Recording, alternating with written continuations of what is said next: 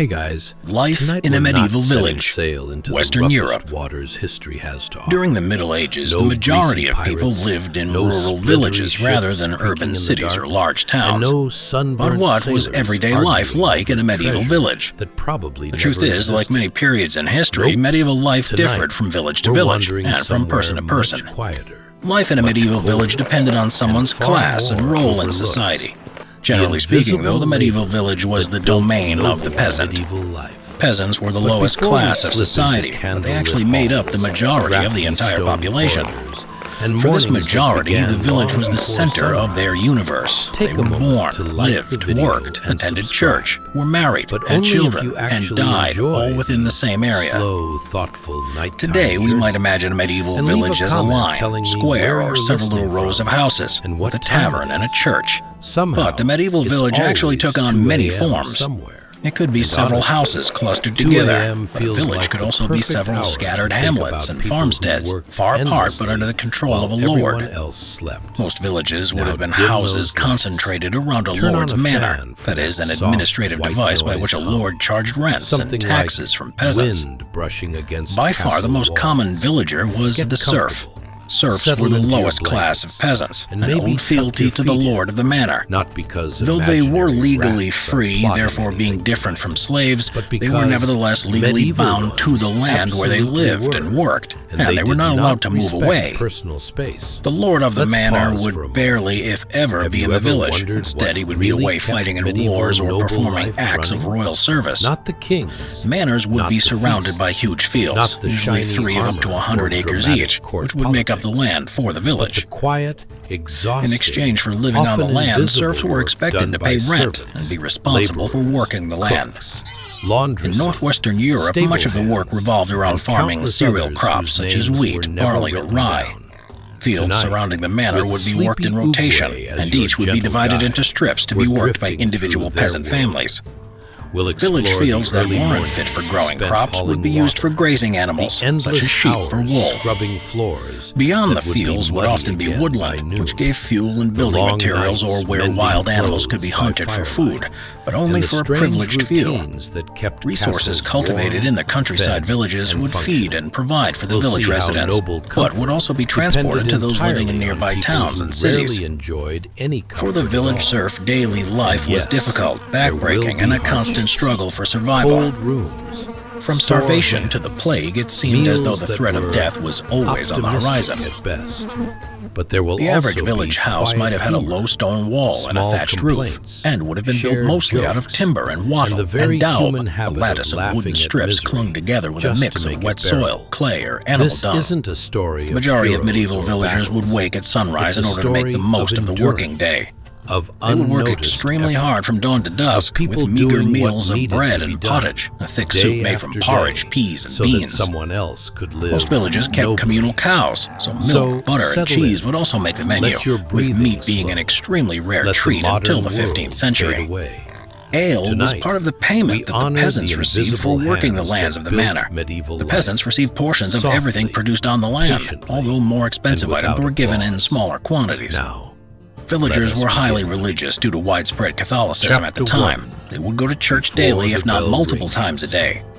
However, Long unlike the before the nobility or manor richer stirs, folk living in cities before and the towns, first bell village calls peasants the weren't household expected to life, do more than the bare pre-dawn minimum when it came cold to their daily settles prayers. heavily over a It was narrow thought that if you medieval performed your annex duties by tucked working behind hard, grand plowing the stone fields, walls, and providing for the realm, the then you would be darkness here rewarded in the is afterlife. thick and unyielding. Daily pressing life in a close medieval to the village body would also change like a depending on the time of damp, year. cold cloak. The necessary work for villagers thin depended on the wind month, slips through whether that be cracks in the harvesting wheat in timber, July or whispering slaughtering softly farm as it animals for food in passes, November. carrying with it the Medieval bite of time was night also heavily that governed has by the not yet church, loosened with its every grip. month bringing New Saints' Day, Inside and the hours of the annex, day being a tracked by the dozen church weary bell. servants lie packed While village life shoulder was to extremely shoulder hard work, on the rough, sheer amount of religious rush-stuffed feast days meant that there was mattresses always spread cause for across the rest and floor. celebration.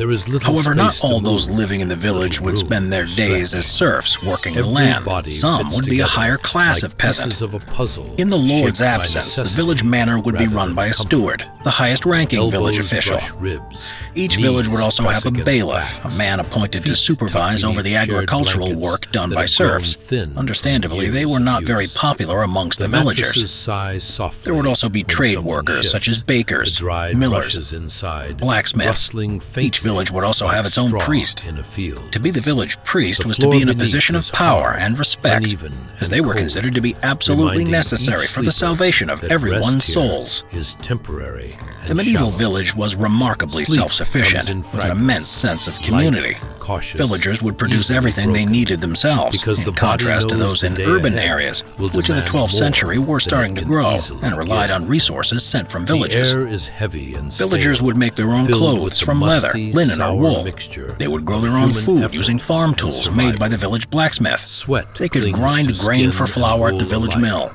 and there would be trapped by communal layers bakers that where were never villagers could fully bring their washed, loaves to be only baked. shaken and Villagers were warmed also again. practically self-governing. Smoke from last In medieval night's kitchen England, a fire law system lingers called stubbornly, Frankpledge was put in woven place, into which hair, meant that all villagers were blankets, equally and breath. responsible for the behavior of Somewhere their peers nearby, and neighbors. damp stone Between adds its own 1346 and chill scent, 1353, the grounding the bubonic room in the plague, reality known as the of Black medieval Death, life. claimed 30 to 60% of Breathing Europe's is population. slow and uneven. In the wake of the One plague, so servant many peasants had exhales died that there deeply. were fewer villagers to Another work on the land. coughs softly into a Peasants sleeve, therefore realized they were a careful valuable not to wake the commodity, rest. playing an important role in Quiet providing for the murmur realm. escapes from someone They were able to dreaming, demand higher perhaps of wages, warmth, better working conditions, perhaps of and home, lower taxes. perhaps These of demands nothing led to at all. revolts and uprisings, The and eventually sounds are led to many small, peasants but rising constant, into higher roles forming within a low society. rhythm beneath the The silence. lower population also Blankets meant are that shared fewer not crops out were of needed, kindness alone, driving the price of but grain out of down. necessity.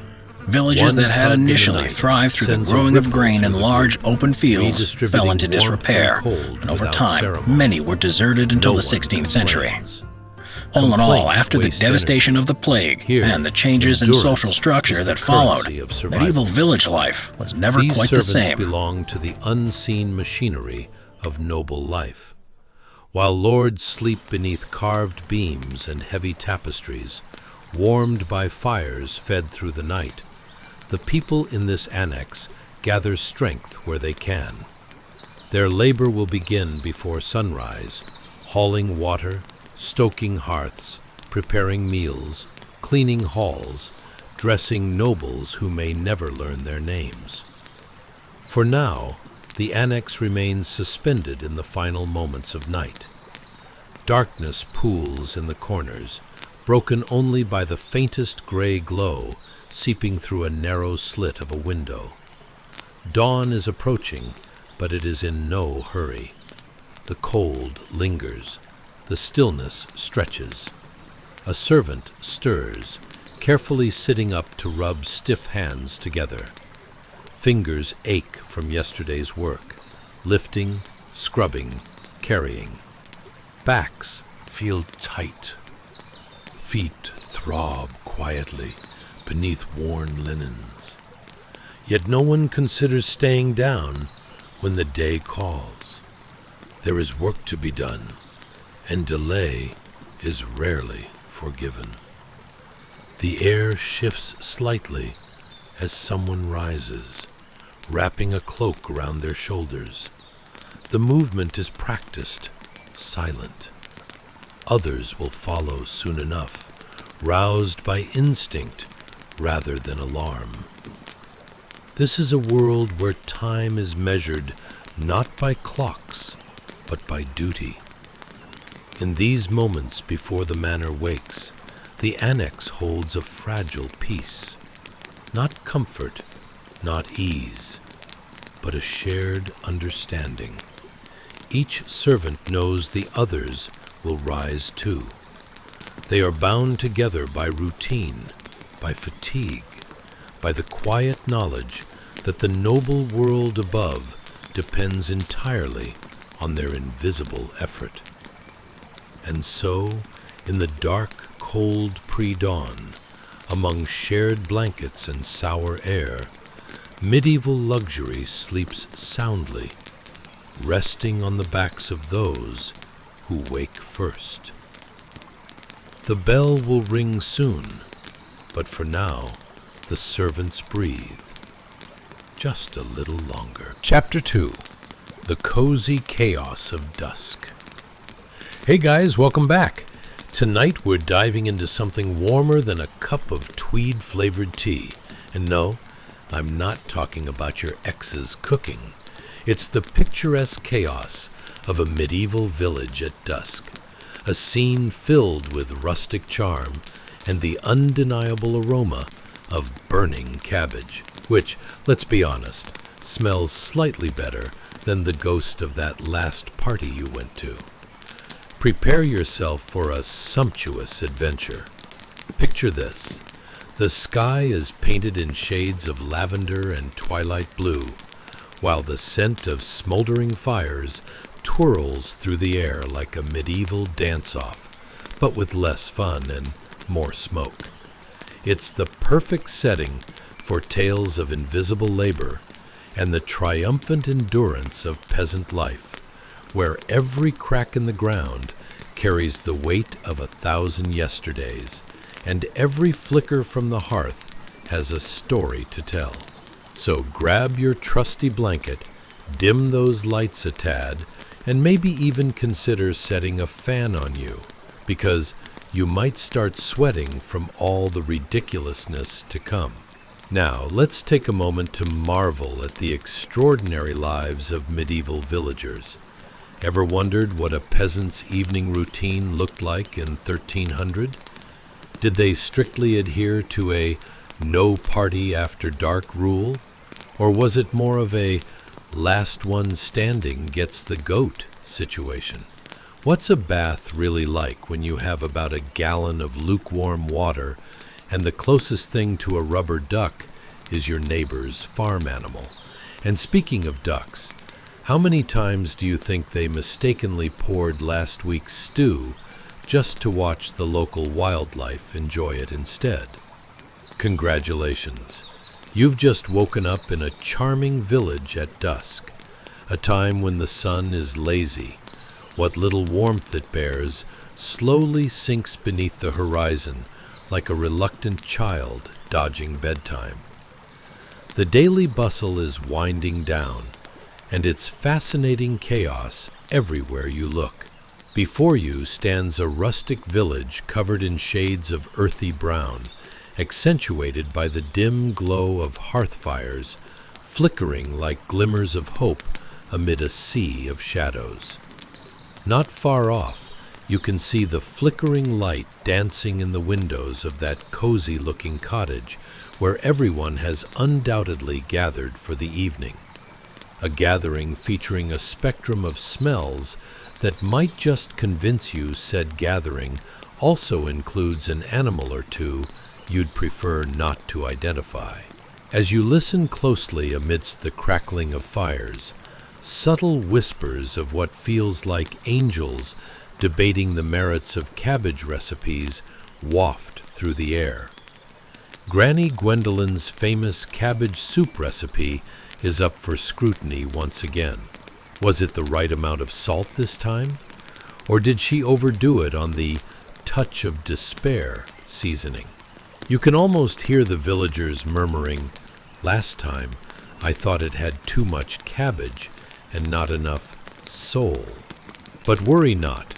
The villagers have gathered with an eye toward brotherly banter and impromptu debates about whether to use the full-bodied turnip or commit to a half-hearted potato.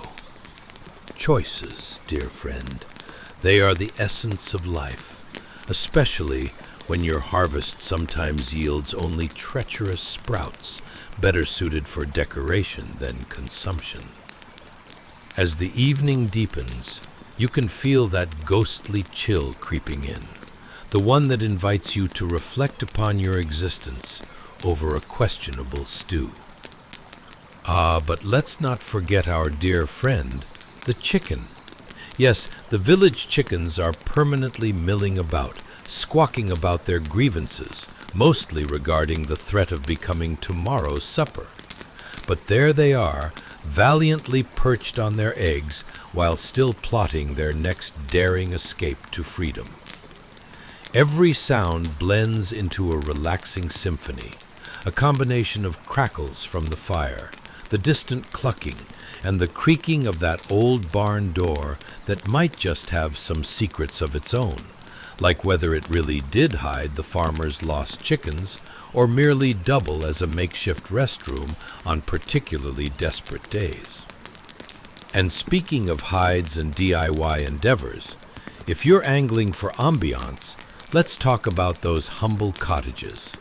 The walls are probably more a mix of mud and dung than anything resembling housing trends. An architectural choice that evokes both cringe and sympathy. It's abundantly clear that home improvement shows have yet to reach this neck of the woods. Sure, they lack insulation, you think, but at least every night is a connection to the earth, right? In truth, as the sun sinks lower and the village settles in, you realize how every groove in the old wood and every furrow in the dark, rich soil tells a tale of endurance and labor. There's warmth in knowing that each creak, each whimper of the timber carries the weight of centuries. It's like cozying up with a history book, but this one literally breathes, a breathing entity with experiences far more colorful than whatever we pretend to do on Instagram. So, as the twilight descends upon this quaint village, let the moon cast her gentle glow across the earth. Remember, dear dreamers, while your day may be behind you, the stories of this medieval night brim with laughter, camaraderie, and subtly damp animals fighting for their dinner. Together we drift deeper into this charming chaos. Oh, the adventures that only the night can unveil. As shadows stretch and the night thickens, let your imagination take flight with every embrace of darkness, a testament to life lived fully. And there you have it, dear friends, a cozy glimpse into the delightful madness of a medieval village at dusk. Every crack in the wall has a tale to tell. Every hovering ghost leaves you giggling, almost as if they were making a harrowing attempt to steal the last cabbage. If you relish this whimsical journey into the absurdity of medieval life, make sure to like, subscribe, and perhaps share your own tales of culinary mishaps or animal antics in the comments below. Drift off under the veil of night, so you might dream of cabbage disputes and ghostly whispers. Sleep tight, and remember, the darkness is always filled with laughter waiting to unfold. Chapter 3. Morning Motivation in a Medieval World. You wake up, rubbing the sleep from your eyes like a sleepy bear swatting at flies. Your dreams of luxurious beds and soft pillows dissipating into the stone walls around you. The air is crisp, perhaps a touch too crisp, as you hear the haunting wail of your neighbors. Nope, not an opera singer, but actually an alarm clock built from a variety of barnyard animals. Indeed, nothing screams "rise and shine" like the frantic clucking of hens mixed with an enthusiastic goat trying to impersonate a foghorn. Draped in a coarse wool tunic that feels as appealing as wearing a hedgehog, you squint into the dim light. In this unsettling but cozy corner of your humble stone chamber, also known as the local outbuilding, think shed, but without the IKEA assembly guide, you must prepare for the day ahead. As the first rays of the sun peek through gaps in the thatched roof, illuminating a delightful buffet of dust motes, you brace yourself for back-breaking labor and assorted minor miseries. Yes, that's right, dear listener. Welcome to 1300 AD, where the only thing thicker than the fog outside is the layer of grime on everything you own. The day beckons like that persistent friend who always drags you to early morning yoga classes. Come on, it'll be fun, they insist, while you can't help thinking, fun is exactly how you describe the process of harvesting crops without modern power tools. Nothing quite like discovering the joys of blisters and pulling hay out of your nose for the next week. Let's talk about breakfast. Picture this: a sizzling hot bowl of, well, if you're lucky, it might be something resembling porridge. One of your neighbors, bless their soul, might have traded a particularly grumpy chicken for a couple of overripe turnips, giving you the latest nutritional offering. One could grow fond of turnips, they say, mostly because they come cheap and last longer than most medieval friendships. Just remember, you're not refining a recipe here. You're just trying to survive another day of relentless work and minor catastrophes. As you chew on your lukewarm turnip porridge, you can't help but wonder, if you were a nobleman feasting on boar roast, would you still be dissatisfied? Imagine those lavish banquets where one might argue over the perfect seasoning for a fine cut of meat, while outside you're back to your enduring love affair with, was that a moldy potato? After breakfast, you gather what little strength you have and step outside, ready to tackle the tasks of the day. The earth, stubborn and resistant, offers a warm greeting that feels suspiciously like a muddy embrace. But let's be real, it's more of a thank you for your moisturized hands kind of greeting. As the low sun bathes the lands in a golden hue, it's the perfect setting for some classic medieval trade-offs. Choosing to sleep more only means you'll be paying the price at the plow, warns the wisdom of the ages, or perhaps just an overly cheerful village elder who hasn't had a proper night's sleep in decades. And so, off you go, hauling the plow behind you, conspicuously aware that your back, unlike a well-oiled medieval machine, is merely an ambitious sack of bones and a dream of ever-achieving comfort. Who needs gym memberships when you have an entire field to cultivate, you ponder, whilst attempting to shift the weight of a remarkably uncooperative cow. Have you ever tried herding livestock? It's utterly akin to nudging your daily caffeine out of a friend's grip in line at a coffee shop. Possible, but good luck with the aftermath. Mid-morning rolls around, and it seems like every creature in the land is conspiring against you. The crows caw from their elevated positions, likely gossiping about the sad state of your hat, if you can even call it that. You might have thought it a protective gear against the sun, but it more closely resembles a very confused hedgehog that got stuck in a patch of bad fashion decisions. Just as you think you've got a grip on the day, you find yourself distracted by the subtle drama happening over at the neighboring farm. It's a riveting tale of cabbages gone rogue, as one brave cabbage dares to sprout rebellious leaves in a rather dramatic fashion, an obvious indication that someone hasn't been paying enough attention. You chuckle at the absurdity of it all, wondering if this would make it as a better storyline than your current mundane plow history. And so, as the sun rises higher, you trudge on, laboring away with sincerity and sarcasm hand in hand, the invisible labor building your noble medieval life. Sure, it may not be the life you envisioned, complete with cozy beds and delightful snooze buttons, but at least you've got yourself a story. Turnips, cabbages, and all. Surely, you think, from the looks of it, your life might just be a sitcom in its own right.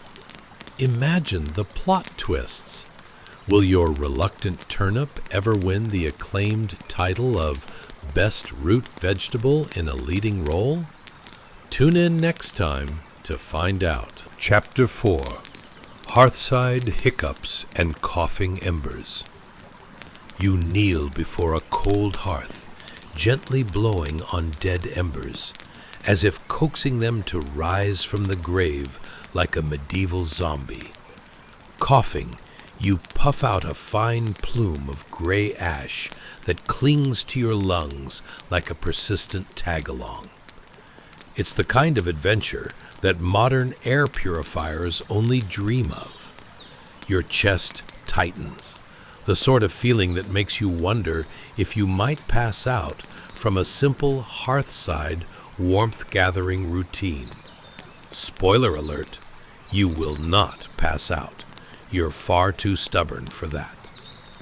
As the first flickers of flame struggle to make their debut, the only sound piercing the stillness is the quiet scrape of your metal poker against the hearth.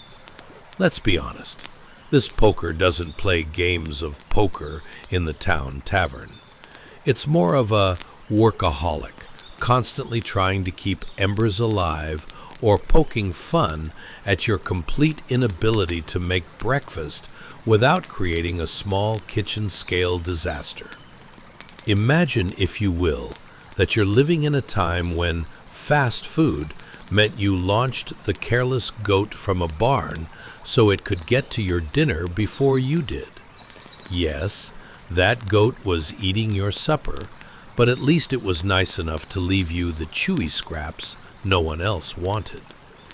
But back to that hearth, flickering with the enthusiasm of a child trying to show off their drawing skills. Definitely abstract, but definitely not quite what you envisioned. The hearth has seen better days. It reflects the state of your overall well-being, which, let's be real, resembles a patchwork quilt of minor injuries and confusion. A bit like a jigsaw puzzle with several pieces missing but held together by sheer will and a touch of goat hair. You consider using the poker to defend yourself against life's disappointments, like a stray chicken trying to commandeer your turnips, or a neighbor's cat thinking it owns your entire existence. So, there you sit, desperately attempting to conjure warmth from burnt-out remnants. Heaven help you if a breeze from the cracked window blows through because, let's face it, every crack in the wall seems to have been constructed with the intention of inviting winter straight into your bones. The locals might call that fresh air, but you're just trying to convince your limbs not to start a civil war. As the pitiful flames catch on a stubborn log, you ponder the question that has likely haunted countless generations. Why is it so uncomfortable to labor for something as trivial as heat? The last time you felt this way was when you tried to snuggle up for warmth in bed, only to remember that your mattress was stuffed with last year's sweet potato harvest as a makeshift relationship therapy. Spoiler, the spuds always end up making you sore. But what about the fine folks of nobility and their lavish, inspiringly impractical lives? Imagine their hearths crackling with more than just desperate hope. You picture them sprawled on oversized rugs, enjoying meals served on ornate platters, chortling as they venture out into the cold just to flaunt their rich furs. If only they had to deal with your current struggle, like watching a sneeze turn into an unintentional game of Avoid the ash cloud that emerges every time you puff out a breath of life into the flames. It needs a soundtrack, maybe a doom-laden score mixed with enthusiastic kazoo solos. The fire, finally blossoming into a more respectable flame, flickers in all sorts of shades you can't name, but desperately wish were suitable for your chic medieval peasant collection. A tinier spark ignites a smattering of hope, akin to finding the last bit of cheese at the bottom of a barrel that's absolutely not meant for cheese.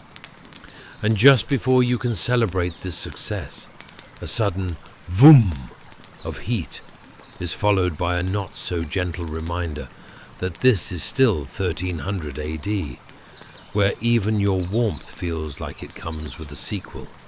Winter, electric boogaloo, featuring cold toes and uncooperative chickens. But what's life without a little drama? You spot a small pot perched precariously on the hearth, reminiscent of something that might boil soup or answer a long-standing culinary mystery. What's that strange smell? It might be a test of your determination, like trying to bake bread on an ancient stone slab, one dose of humidity away from a rock-hard relic that belongs more in a museum than on your table.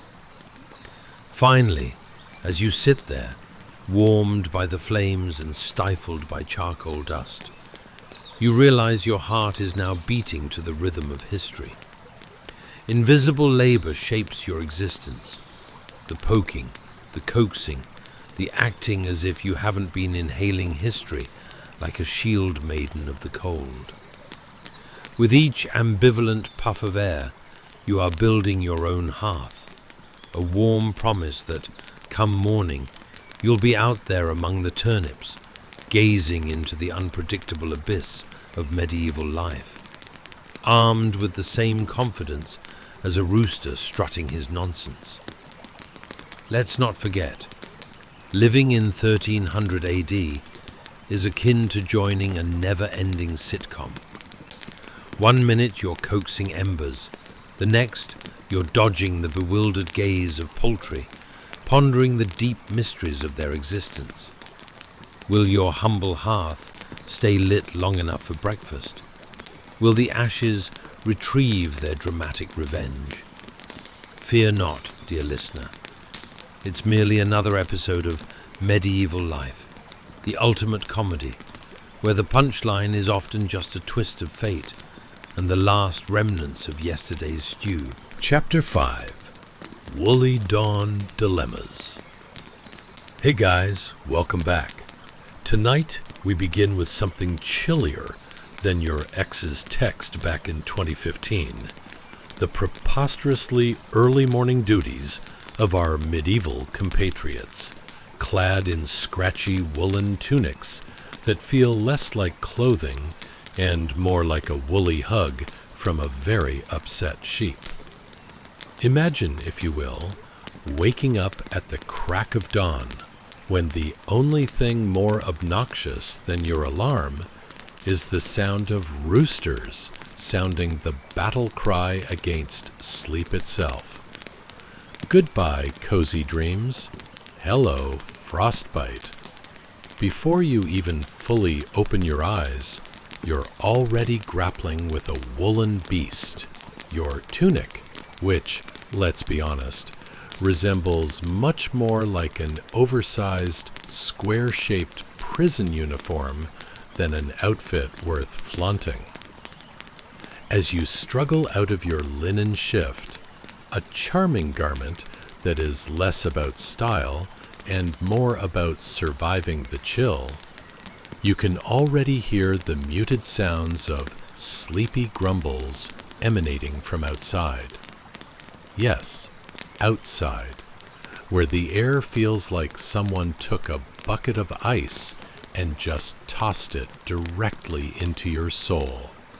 You can't help but wonder, did God really intend for us to feel this miserable before breakfast? Now, Let's paint the scene. It's dawn in 1300 AD, and the first rays of sunlight are tiptoeing through the clouds like a shy child peeking through a doorway. You've just tied back your hair, or, in a bold move of sheer fashion sense, shoved it beneath a white linen coif that does absolutely nothing to keep warmth from escaping your skull. Does it really mask that bedhead from last night's wild dreams featuring a conspiracy of poultry plotting against you? Absolutely not. Navigating the chill of the morning feels like you're trudging through a snowdrift of regret. The wind howls a discordant symphony, declaring war on your exposed skin, like an angry monarch bent on reminding you that no amount of prayers could keep winter at bay. With each gust, you ponder whether your neighbors have their own heating systems.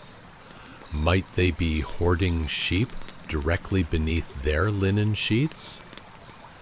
You can't help but shake your head at the ridiculousness of their exploits. But alas, you can't linger too long pondering the cozy futures of your neighbors. There's work to do.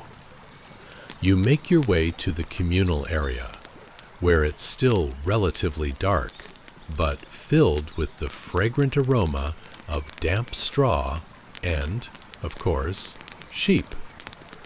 Ah, yes, the delightful scent of livestock mingling with yesterday's dinner. It's like walking into a medieval spa, if spas were made of mud and all the essential oils were pine-scented whiff of wet goat. Let's not forget that your to-do list is not just ambitious, it's downright oppressive. You shuffle over to your assigned duties, which include, but are not limited to, ensuring the livestock doesn't wander off into neighboring fields hunting for fresh fodder, and, oh joy, spreading last night's scraps on whatever patch of earth you deemed the farmer's Choice. Let's be real. That ground should win awards for least appealing breakfast setting. As you lean down to grab a handful of that morning feed, the ground below is still as hard as your dreams of becoming a noble. There's a moment of panic. Will the hay mix with the mud and create a sort of medieval smoothie? Spoiler alert, yes. It's a delicate balance of becoming one with the gods of hay and avoiding that horrid mud soup scenario. You can't shake the feeling that, as you perform these morning rituals, you might just be the unwitting star of a labor reality show called Dragon's Den Peasant Edition. Contestants must capture elusive sheep while balancing heaping wheelbarrows of muck without falling face first into a pile of old turnips. The prize? Possibly a feather from a rare bird, or, on a good day, a second woolen tunic that feels like it has a grudge. Then there is a curious expression on the face of another servant, who has just spilled a bucket of what was presumably supposed to be breakfast. It's not just any spill. It's a glorious explosion of porridge mixed with this morning's emotional baggage. You can't avoid thinking that someone should have provided him with the instructional manual titled, How to Effectively Manage Your Grains Without Making Everything Go All Woolly-willy. There's a degree of accuracy to be admired in that moment. Everyone gets a laugh, except the kitchen floor, which has just entered a partnership with misery. As the morning progresses, you undertake what can only be described as Olympic-level feats to secure firewood. Because, after all, you've burned enough calories just trying to trudge through the frosty backyard without contracting frostbite. Finally, you clutch a few logs triumphantly like a medal winner, gloating only slightly at your success in the face of uncooperative layers of wool. Through your diligent efforts, the simple act of warming breakfast feels like a communal hero's journey. And let's be honest, no one told you that simply preparing a meal would feel akin to a quest for the Holy Grail. Will breakfast be served before lunchtime? Tune in next time, folks, when we can all find out just how many chickens you have to negotiate with to achieve that quest.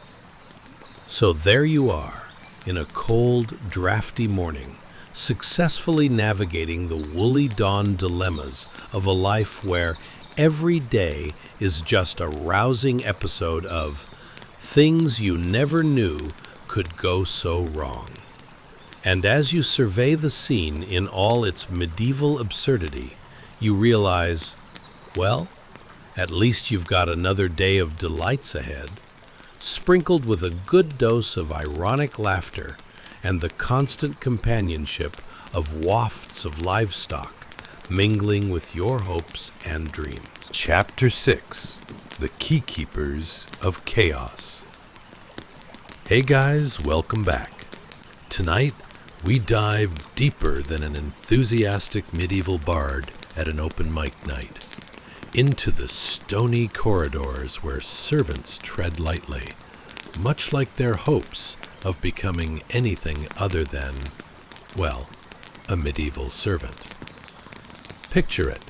The year is 1300, and you're shuffling along a stone corridor, your feet becoming intimately acquainted with the chilly stones beneath you, like one forms a bond with an irregularly shaped potato. The walls are sturdy, too sturdy for comfort, and too unyielding for any semblance of warmth. Each breath you take lingers in the damp air, mingling with the faint echoes of muffled conversations and the clang of pots that sound like a poorly rehearsed symphony. In this grand estate, where meals are served and noble drama unfolds, you find yourself in the secret back alleys of labor, an invisible world where the faint smell of last night's mystery stew hangs stubbornly in the air, like an unwanted guest that refuses to leave. As you venture deeper, you spot a scullion girl, her fingers practically cold to the bone, quick to scuttle aside, eyes downcast, as if she might turn to stone if someone caught her gaze. She's navigating this hierarchy with the grace of a mouse dodging the family's cat, fully aware the stern steward, adorned with enough keys to open every door except the door to respect, is making her way. You can't help but wonder, what's the daily life of a scullion like? Do they aspire to become key carriers themselves, hoping to unlock a world where dinner actually sits on a table before it's cold enough to be classified as a relic? Or do they just think about what it must be like to be one of the nobles, arms stretched out wide, effortlessly waving off everyone as they're served porridge from a golden bowl? That steward, with his roaring mustache and frown more fearsome than a dragon's glare, plays a pivotal role here. Each jangle of keys sounds like the prelude to a chase scene in a ridiculous comedy as he struts down the corridor, watching everyone like they're characters in his personal medieval soap opera. The steward's presence is intimidating enough that even the floorboards note how lightly one must tread when he's around, lest you provoke the wrath of the ancient stone fortress. So, what odd tasks does a steward manage on a daily basis? Do they memorize the many ways to shove soup into a bowl without splashing it all over themselves? Do they ever daydream of running away to live as a mystical chicken? Or are they deeply entrenched in the world of key management, working tirelessly to ensure that no secret passage becomes the gateway to chaos? But as you contemplate the realities of servitude within these moonlit corridors, you can't help but drift into imaginings of life beyond the soup pots. Here's a riddle for you. Why did the scullion cross the road? To avoid the steward, of course. And let's be honest, with all those keys jingling, he may as well have been jingling his way into your nightmares. Between the scullion's nervous dance away from her tasks and the steward's death grip on the keys, it's a reverse ballet of hierarchies. The servants move about like the characters in a game of chess, always thinking several moves ahead, while hoping not to be taken out by their own miscalculations, or, worse yet, a rogue potato rolling away from them. As you navigate this meandering court life, you can almost sense the pressure emanating from the nobles above, who truly believe their high-born status affords them the luxury of watching someone else clean the spillage of last night's feast. You could almost mistake it for an art form, having to smile while dishing out gruel that smells like it might have been fermented for a fortnight. Everything here is a display of quiet desperation, much like that feeling you get when you're the last one to be picked for a game of dodgeball. And yet, amid the steely corridors, the hiss of soup, and the demanding presence of hierarchy, there exists a peculiar camaraderie among the servants. They trade jokes like they exchange glances, quickly, cautiously, as if the steward himself might pounce upon them at any moment. Have you ever overheard a conversation come to a halt because someone walked by? It's like the world stops for a flash of scandalous gossip, with each glance dilating with the spice of intrigue. Who dropped the milk this time, and why? Before taking your leave of this scene, you can't help but chuckle at the thought of a major uprising of scullions declaring, "No more cold porridge." Imagine the movement.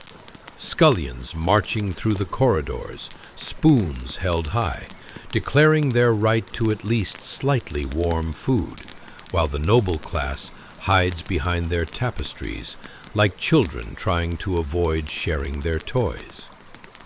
As our brief interlude in the stone corridor winds down, picture this. You, a lowly servant stirring a pot of porridge, dreaming of freedom, maybe a farm somewhere with actual chickens, and hoping that one day, just one day, you could carry that flamboyant key, and with it, a touch of nobility. But until then, you shall remain the unseen laborers maintaining the noble medieval life, unappreciated, uncelebrated, but undeniably essential, like the overlooked cheese in a banquet spread. So, nestle back into your dreams, letting the echoes of this medieval corridor fade into the distance, wondering what delightful absurdities tomorrow's scullion adventures will bring. Chapter 7. The Steward's Secret Service. Hey guys, welcome back. Tonight, we're sneaking into the world of medieval grit, intrigue, and slightly embarrassing duties that would make even your most chaotic work-from-home day feel like a luxurious spa retreat. Strap in, because we're about to meet a steward, a man with a frown so serious it could single-handedly raise the stock price of dreariness. As the clock strikes 3, or perhaps it's just an overly enthusiastic rooster, who knows, there's the steward, a serious sort of fellow with enough keys hanging from his belt to form a one-man band. But instead of serenading us with catchy medieval tunes, he's here in his little chamber, squinting at an inventory list written in a script so small it could have been designed by an ant with a particularly impressive calligraphy set. You can see the flicker of a tallow candle casting shadows that dance against the stone walls like they're practicing for Dancing with the Stars, Medieval Edition.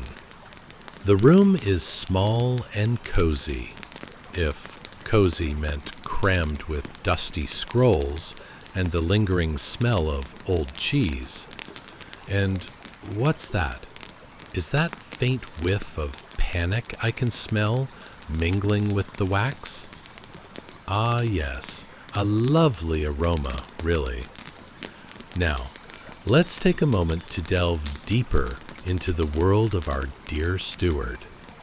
Imagine for a second that your biggest responsibilities involve ensuring that a dozen barrels of ale don't turn into a gushing fountain of frothy disaster, and remembering which one of them is actually vinegar.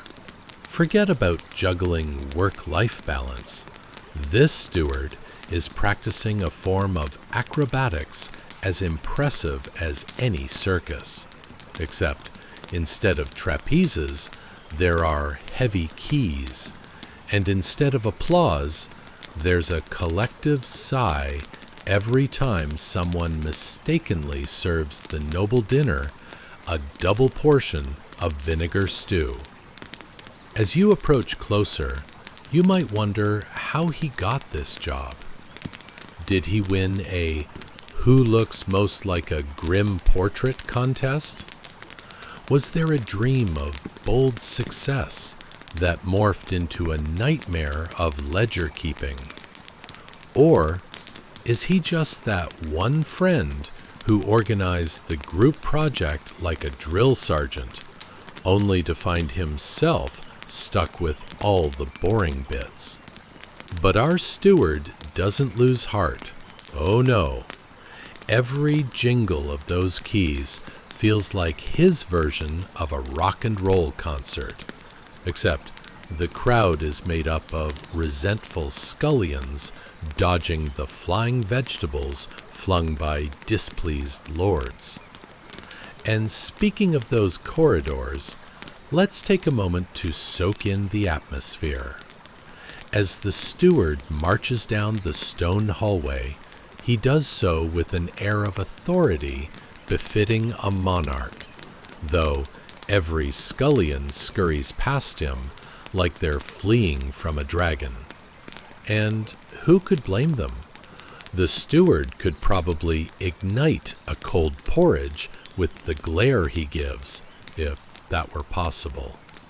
Adjusting his spectacles, which seem to keep slipping down as if they too are trying to escape their untrusted position, he pulls out his meticulous inventory list, a fragile parchment that holds more secrets than the crown jewels.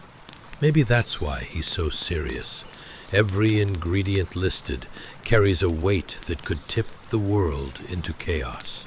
Imagine scouring through entries of 1.3 barrels of ale, 2.8 sheep, working on the decimals here, and one suspicious-looking gourd that everyone hopes is a gourd and not a minion of doom. If only that gourd's origin story could be as riveting as a medieval epic. As his candle flickers, sending soft glows like polite applause. He pauses and gazes back at the dim light. You can almost hear him musing.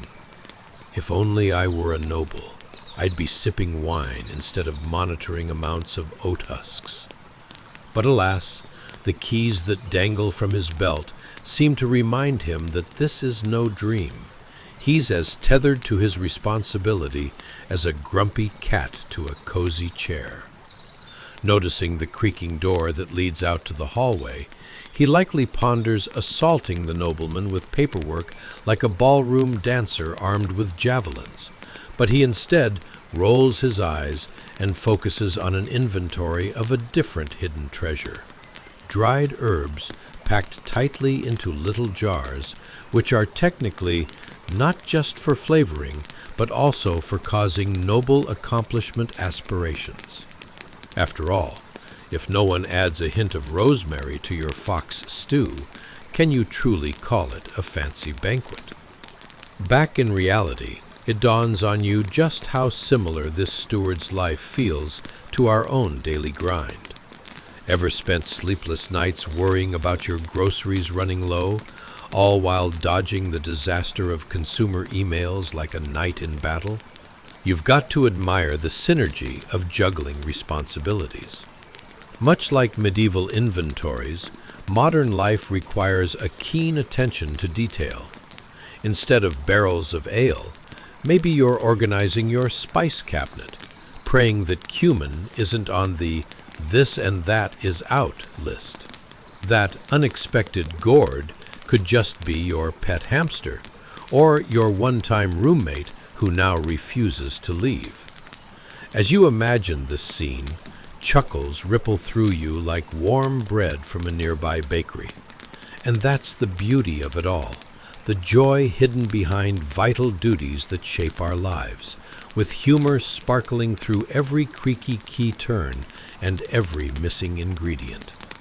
So nestle back into your pillows, letting this whimsical conjugation of duties wash over you as you drift off to sleep. You may just unlock the significance of those little moments that redefine your own life. Just don't expect any of the steward's keys to magically appear at your bedside.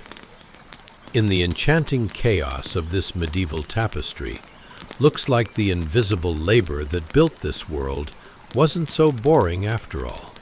And who knows, maybe in your dreams you'll discover the final frontier: how to have a roller coaster ride through a castle pantry without worrying about a tumble into the stew pot. Until then, sleep soundly, my dear friend, because you've strode down the corridors of duty where absurdity reigns supreme. Chapter 8: Marjorie's Midnight Maladies. Hey there, cozy dreamers! Welcome back to our enchanting exploration of the medieval world. Tonight, we dive into something silkier than the Lord's trousers and cozier than a cat in a sunbeam: the overlooked art of laundry. Yes, that's right. We're about to uncover what goes on behind those castle walls when nobody's looking, and when the noble ladies are anxiously waiting for their garments to be dry and in tip-top shape for the next banquet. Spoiler alert, it involves more labor than you might find in a gym with a questionable heater. Before we embark on this nocturnal adventure, how about a quick reminder to hit that like button, subscribe, and leave a comment, but only if you actually enjoy this quite absurd series of tales. Seriously, no pressure. Now, imagine you're huddled under furs, dimming the lights and turning on a cozy fan. Perfect for setting the ambiance as we take a peek into the life of a decidedly tranquil girl named Marjorie. Ever wondered what it was like to be the unfailing keeper of noble garments? Picture this. Do you think those heavy wool garments ever get stale? What's it like carefully avoiding jewelry while straightening out crumpled linens? Have you ever felt more like a human hanger than a capable adult? Do you think Marjorie has launched a revolt against becoming the wardrobe's personal assistant? Take a moment, breathe, and let your thoughts float in the fabric of time, for you've just woken up in 1300 AD, where every tunic has a renaissance of its own. Peering into the luxurious solar of Lady Agatha, the room practically sparkles with a hint of opulence. Marjorie moves like a whisper, her feet barely making a sound on the cold stone floor. If only her chores did the same. The massive wooden chest, intricately carved like a riddle only a Renaissance connoisseur would understand, stands proudly in the center, waiting impatiently for the lady's latest sartorial miracle. As Marjorie carefully lays out fine linens, you can almost hear the fabric sigh. It's as if they're having a conversation. Here we go again, another day in the noble wardrobe. And if the linens could talk, they'd probably advise her to get a career in reality TV, because what's more dramatic than a medieval wardrobe malfunction? Each garment is woven together with stories, secrets, and a lot of sheep shedding tears, quite literally. Wool, not the friendliest of fibers, gives Marjorie the overwhelming feeling she's been cuddling with a particularly irritable hedgehog. And don't even get her started on the patchwork that somehow finds its way into every noble closet. Tufts of fur, discarded ornaments, and who knows what else from last week's royal feast hiding in the hem of Lady Agatha's gown. Oh, look, a leftover pastry from last month. How delightful, Marjorie thinks, rolling her eyes with the hope that the next banquet won't involve sloshing stew all over her hard work. Now, here comes the comedic twist.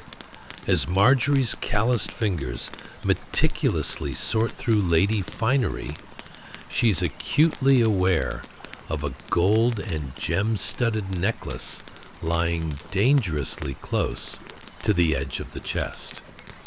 You'd think she could call upon magic to help her here, but alas, she'd probably be left with 24 hours of frosty silence while dodging accusations of theft.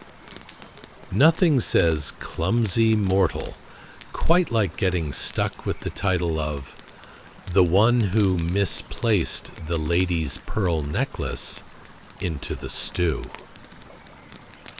Mixing the scents of lavender and eau de be careful what you pull out from the bottom of the chest, we find Marjorie in a perpetual state of vigilance, always calculating.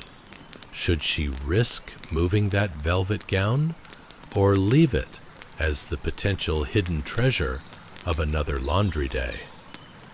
It's like playing a game of wilderness survival, but within the tangible walls of a castle. Every rustle holds the potential for adventure, a sort of laundry-themed live-action role play that nobody signed up for. And when those lovely linens are finally spread just right, heavens bells, they're fresher than a summer breeze. That is, until the local moth suddenly decides that a family reunion of wool sweaters is in order, setting off chaos. Marjorie stands back in amazement. You might as well call it the moth invasion of 1300 AD. She mutters to herself, "Do I need to add moth slayer to my resume?" Rounding back to her duties, she realizes she has become somewhat of an anthropologist in her own right, observing the garment's behavior like a scholar charting the good and the bad of fabric interactions in social contexts. As she fumbles with her woolen sweater, she can't help but note how much like modern-day retail it is.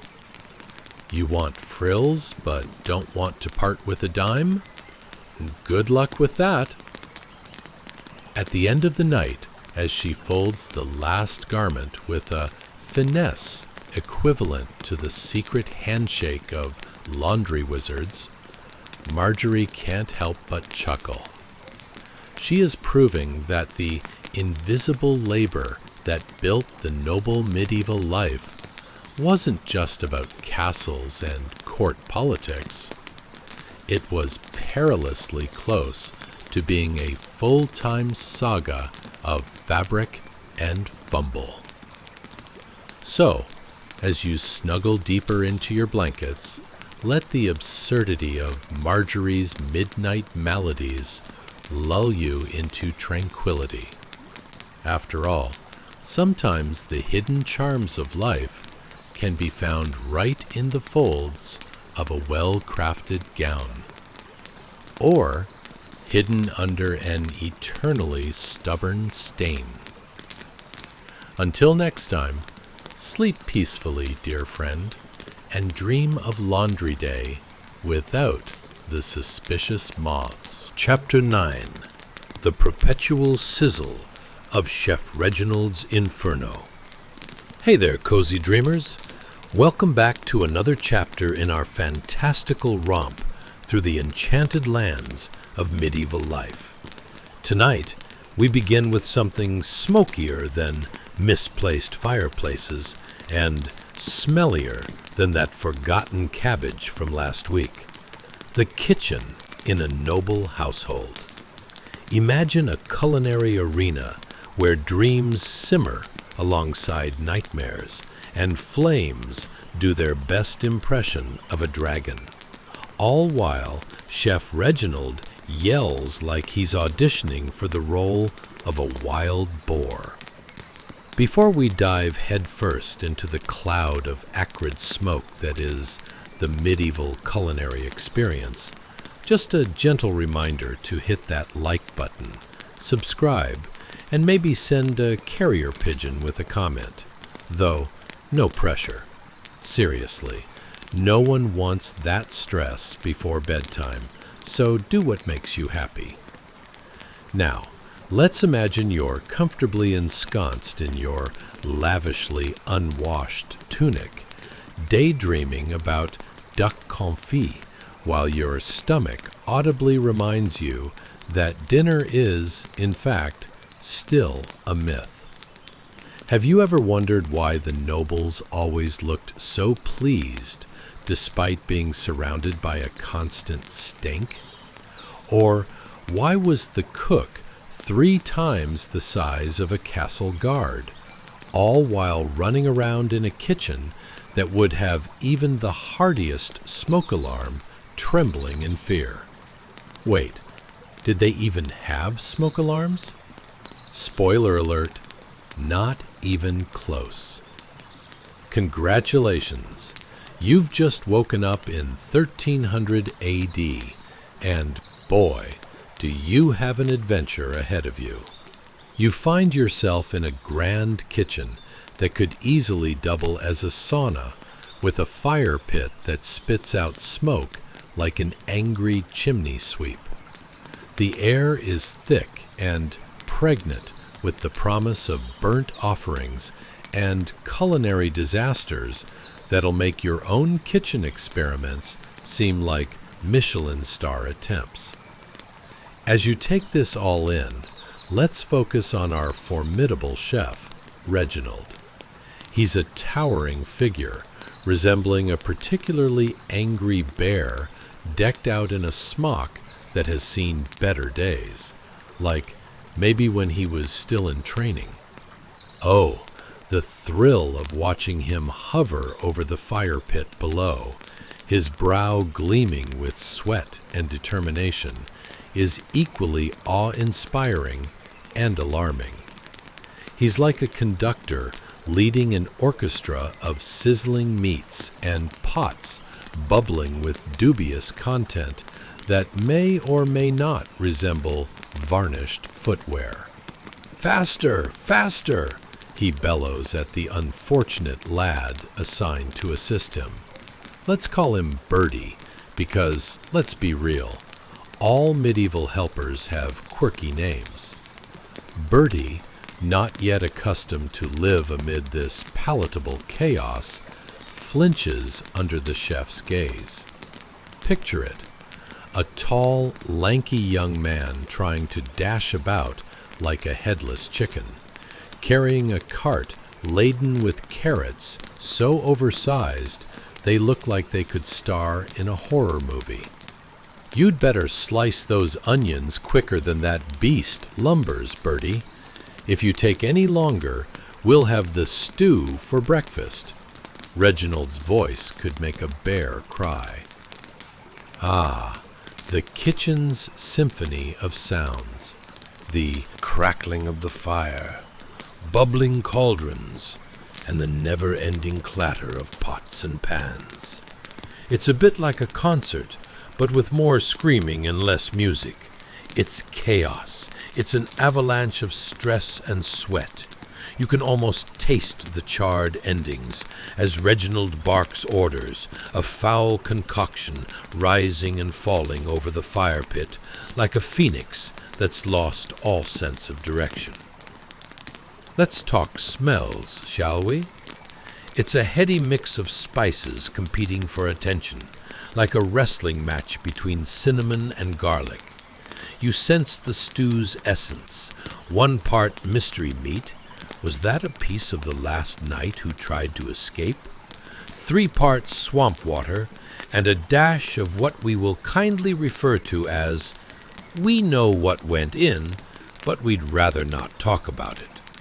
If culinary artistry means creating a dish that looks like an afterthought from a 3-legged frog's wedding banquet, Reginald could win an award. Award for worst kitchen decisions? Check. And oh, you've arrived just in time for the piece de resistance, the noble fish pie. It's said that if the fish used in this glorious creation was reasonably fresh, it might smell like the pearly shores of spring. But alas, in a house as grand as this, a delightful fish might have just swum through the moat a few days ago and decided to take a permanent rest. To add to the absurdity, imagine Reginald dropping ingredients with the deftness of a bricklayer tossing fresh bread to the floor.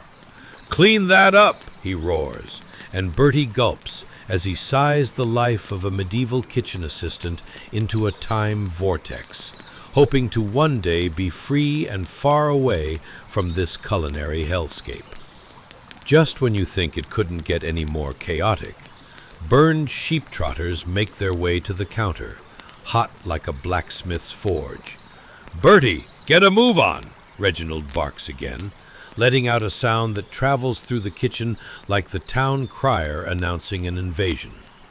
Stepping on what must be at least 3 peasants' worth of spilled flour, you guarantee he's leaving a murky trail that will haunt kitchens for centuries.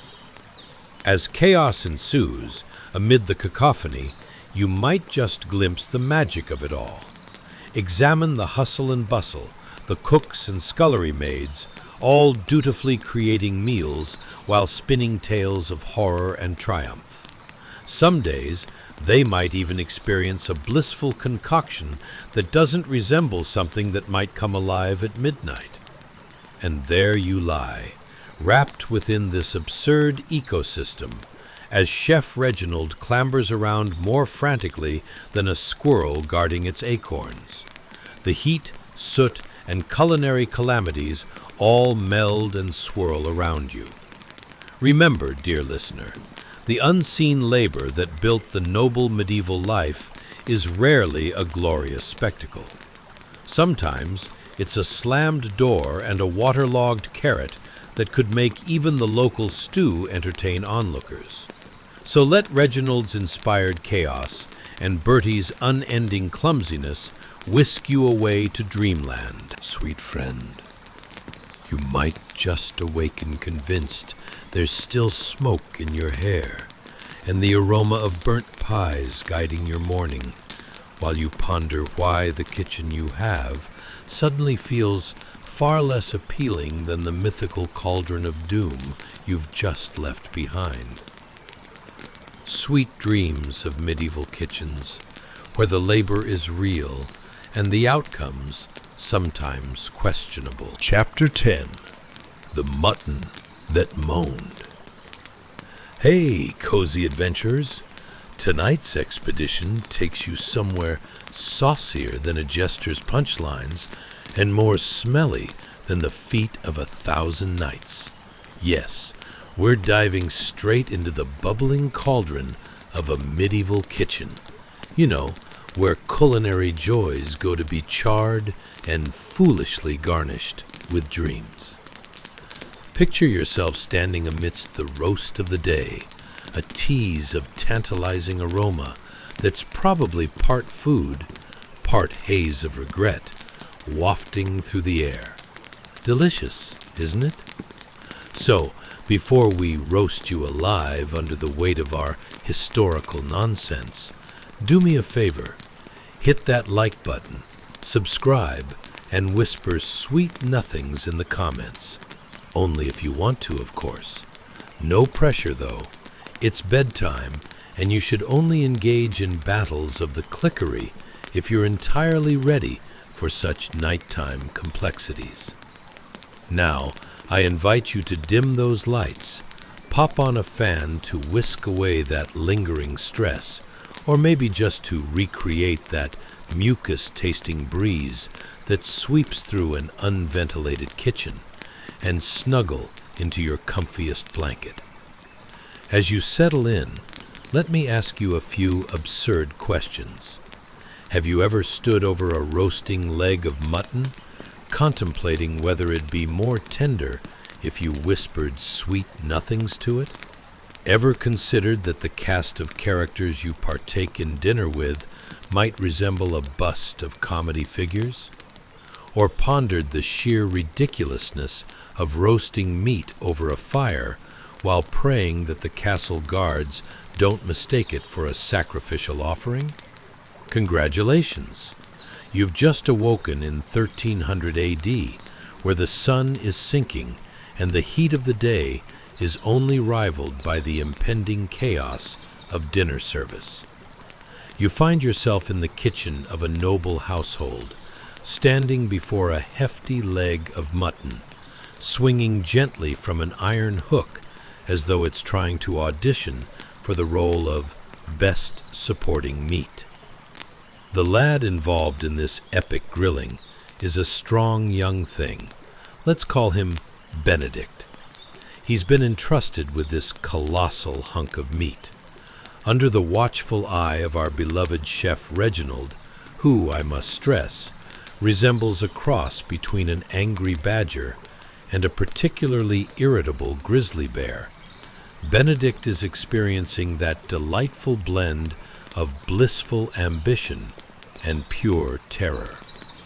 The kitchen is like a sizzling amphitheater, filled with a cast of characters uniquely crafted from the sweat of hard work and an ensemble of questionable hygiene.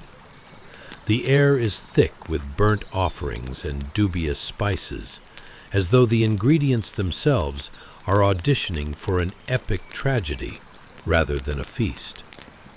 The temperature rises, and with it, expectation. And oh, the sounds. Crackling and popping fill your ears, louder than the complaints of a jester whose punchlines all fell flat. You see, Reginald is barking orders with the intensity of a field commander, instructing poor Benedict to rotate the mutton more than an indecisive diner choosing from a menu that includes horse's hooves and mystery stew. "Get on with it, man," he bellows. "If that leg isn't cooked perfectly, we may need to resurrect the beast for next week's dinner." There's something significantly oppressive about the heat wafting from the roaring fire. The flames dance like trolls at a festival, and somewhere, even the goats outside are glaring at their impending fate with envy. Benedict's brow glistens with perspiration, pooling in a tiny puddle that could probably water a small herb garden if ever lucky enough to be harvested. Now, let's chat about that mutton. It's not just digging its heels into being perfectly roasted, it's practically morphed into a medieval celebrity.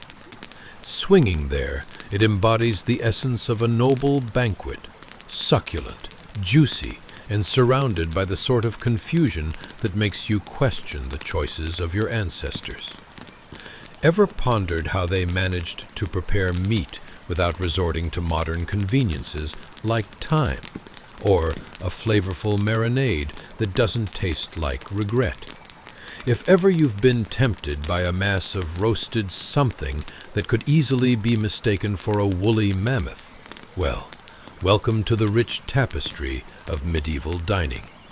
And just as you think life can't get absurdier, along comes the aroma, the intoxicating essence of roasted meat mixed with the unmistakable dread of trampled veggies lingering in the background. Benedict pivots, only for the smoke to envelop him, forcing him into a coughing fit that would make even the most seasoned chef question life choices. "Now that's the sound of success," Reginald snorts, his hands on his hips, as though they've just won the battle against mediocrity. "Breathe it in, my lad, breathe it all in." As the heat of the fire begins to threaten his very existence, poor Benedict contemplates whether he should take a sip from one of Reginald's special brews, the kind that might end with him forgetting his own name. In the face of pressure, he takes a deep breath, focused, channeling every ounce of concentration to ensure that leg of mutton doesn't end up as the punchline for tomorrow's dinner table gossip. Picture the scene. It's the very heart of chaos. The various pots bubble with mischievous vigor. The air is thick with a haze of foolish hopes and dreams. Just then, one of the kitchen wenches elegantly trips over a rivulet of spilled broth, sending her and a procession of vegetables skittering across the floor. It's a direct homage to a scene you might see today on a slapstick comedy show, only with more garlic and slightly fewer pratfalls. Yet, amid this comical catastrophe, one can almost taste victory in the air. The sweat and laughter of the kitchen staff blend harmoniously into the fabric of the leg of mutton, as it hangs there, imbued with the turmoil and triumph of daily life in the medieval realm. And as you lie there, feeling the warmth of this chaotic kitchen seep into your very essence, remember, nightly battles of the culinary kind may not always yield the finest results, but they create stories worth savoring, all seasoned with a generous dash of absurd hilarity. In the end, it may not just be the mutton that moans. It's the spirit of hard labor, laughter, and a pinch of whimsy that gives life its flavor, even in the strangest of times. Chapter 11. The Rushy Revelry. Hey, cozy adventurers! Tonight, we're diving into something more refreshing than an unexpected splash in a muddy puddle, and more fragrant than Grandma's herbal stash gone rogue. Yes, it's the glamorous art of floor dressing in a grand medieval hall. Imagine young girls armed with handfuls of rushes and fragrant herbs, embarking on an epic mission to mask the ancient odors lingering like bad jokes at a feast. Now, these rushes aren't just your average horticultural decorations. No, they're the unsung heroes of medieval life, fighting valiantly against the oppressive scent of stale sweat and something suspiciously akin to unwashed armor. Picture it, the great hall, an expanse seemingly filled with the echoes of history, and, beforehand, a rather smelly one at that. The air is thick, like your aunt's Thanksgiving gravy, but fear not, these brave souls are about to uplift that atmosphere more effectively than a court jester with a fart joke. Did you remember to sprinkle in the lavender? One girl nudges the other as if it were a life or death matter. Or was that last week's ancient rosemary? Oh, the shame. To set the scene, you find yourself in a fantastic medieval castle where the ceilings are so high that even the greatest jesters hardly reach them on a Wednesday morning without good reason. The enormous fireplace, almost a social hub of its own, is crackling like gossip among the nobles, sending a dance of smoke spiraling into the rafters. And here are our young florists, hands laden with nature's finest, transforming this noble space from a mere echo chamber of forgotten feasts into a fragrant roller coaster ride. Now let's talk about those rushes. Fresh, lush, and, let's be honest, a bit slippery. Imagine treading on a carpet made of nature's finest slip-and-slide materials. You might wonder, how many medieval slips did it take to take this gamble with wet herbs?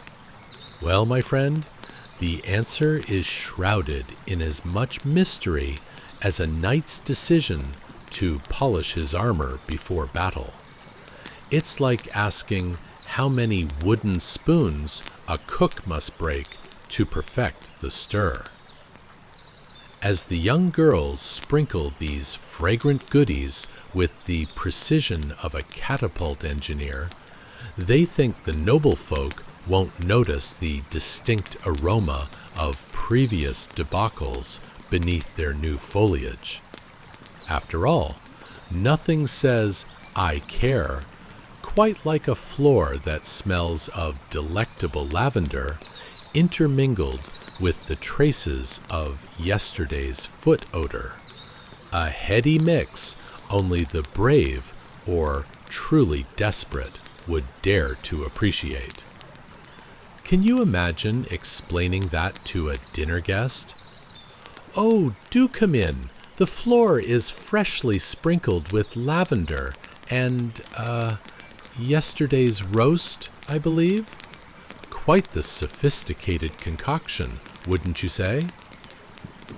As the girls sweep and strew, you can hear the echoes of the hall's past.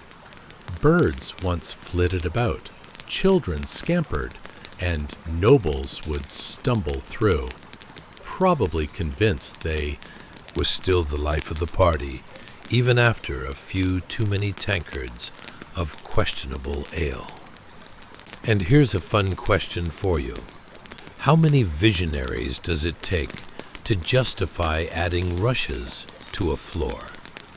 Well, when you see them tumble in a graceful ballet of tumbling and giggles, one might argue they're discovering a newfound respect for living decor and their own gravitational limits. "Oops," one girl exclaims as her foot gets tangled, sending her tumbling with a flamboyant flair, part medieval ruffles and part unintentional pratfall. At least the rushes are soft? Your heart swells with hope for her as you think this full rotisserie could be the beginning of a trend, a new social movement. Rush your way to nobility. But before you envision them all rising to stardom as culinary icons, let's face the reality. starring in the Great Rush Bake-Off, is about as likely as convincing a knight that a bouquet is a suitable weapon in battle. And speaking of battle, out from the shadowy corners of the hall emerges Lord Grimwald, an imposing figure with a beard that could house a family of birds. He takes one deep sniff of his surroundings, eyebrows raised with the inner turmoil of a seasoned warrior attempting to interpret a freshly baked pie. Good heavens, what sorcery stirs here? He booms across the expanse, surely regretting every decision that brought him into the proximity of, well, fragrant herbal liaisons. The poor girls scramble, hastily adjusting their wreath of lavender like their very lives depend on it.